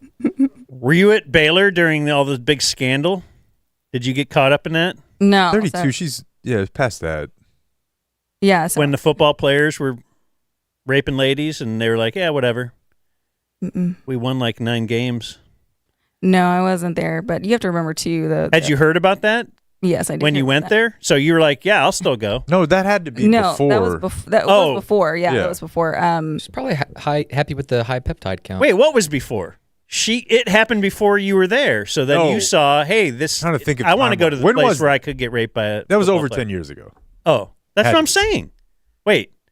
Yeah. You're 32. Mm-hmm. So she was there. There's no way. What year was that? What year was Art Briles fired? No one knows. That's one of the mysteries that 2016. kind of like peptide. It was 16. Yeah. It was later than I thought. When did you go there? So I didn't go there till 18, 19. That's what I'm grad saying. school. Yeah, Okay. Yeah. That's what I'm saying. She saw that in the news and said, "This That's is what I my want. school." Yeah. Yeah. Absolutely, pick that one. Yeah. No, I think so. You have to the medical part of the Louise Harrington School of Nursing and the advanced degrees. Those are actually in Dallas. And right by Buffalo. not covering up rapes at all. No. So no. Totally different. Did you ever see Chip and Joanna there? I did actually. You did? The Jungle Book. Chip was there with all those kids. I think they only had 3 at the time. What do they got now? Oh, it's like 5, I think. Oh, do they really? Yeah.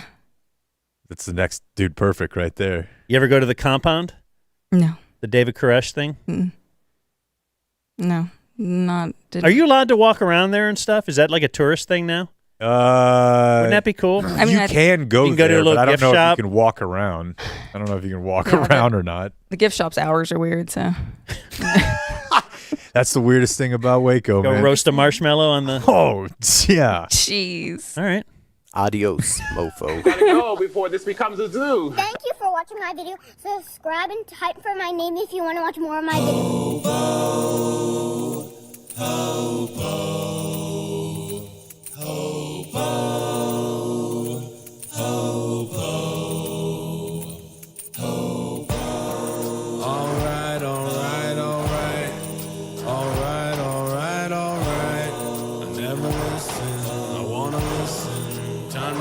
To the bum zone. Alright, alright, alright.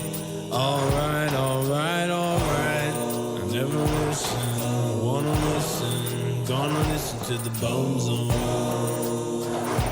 I wanna listen to the bum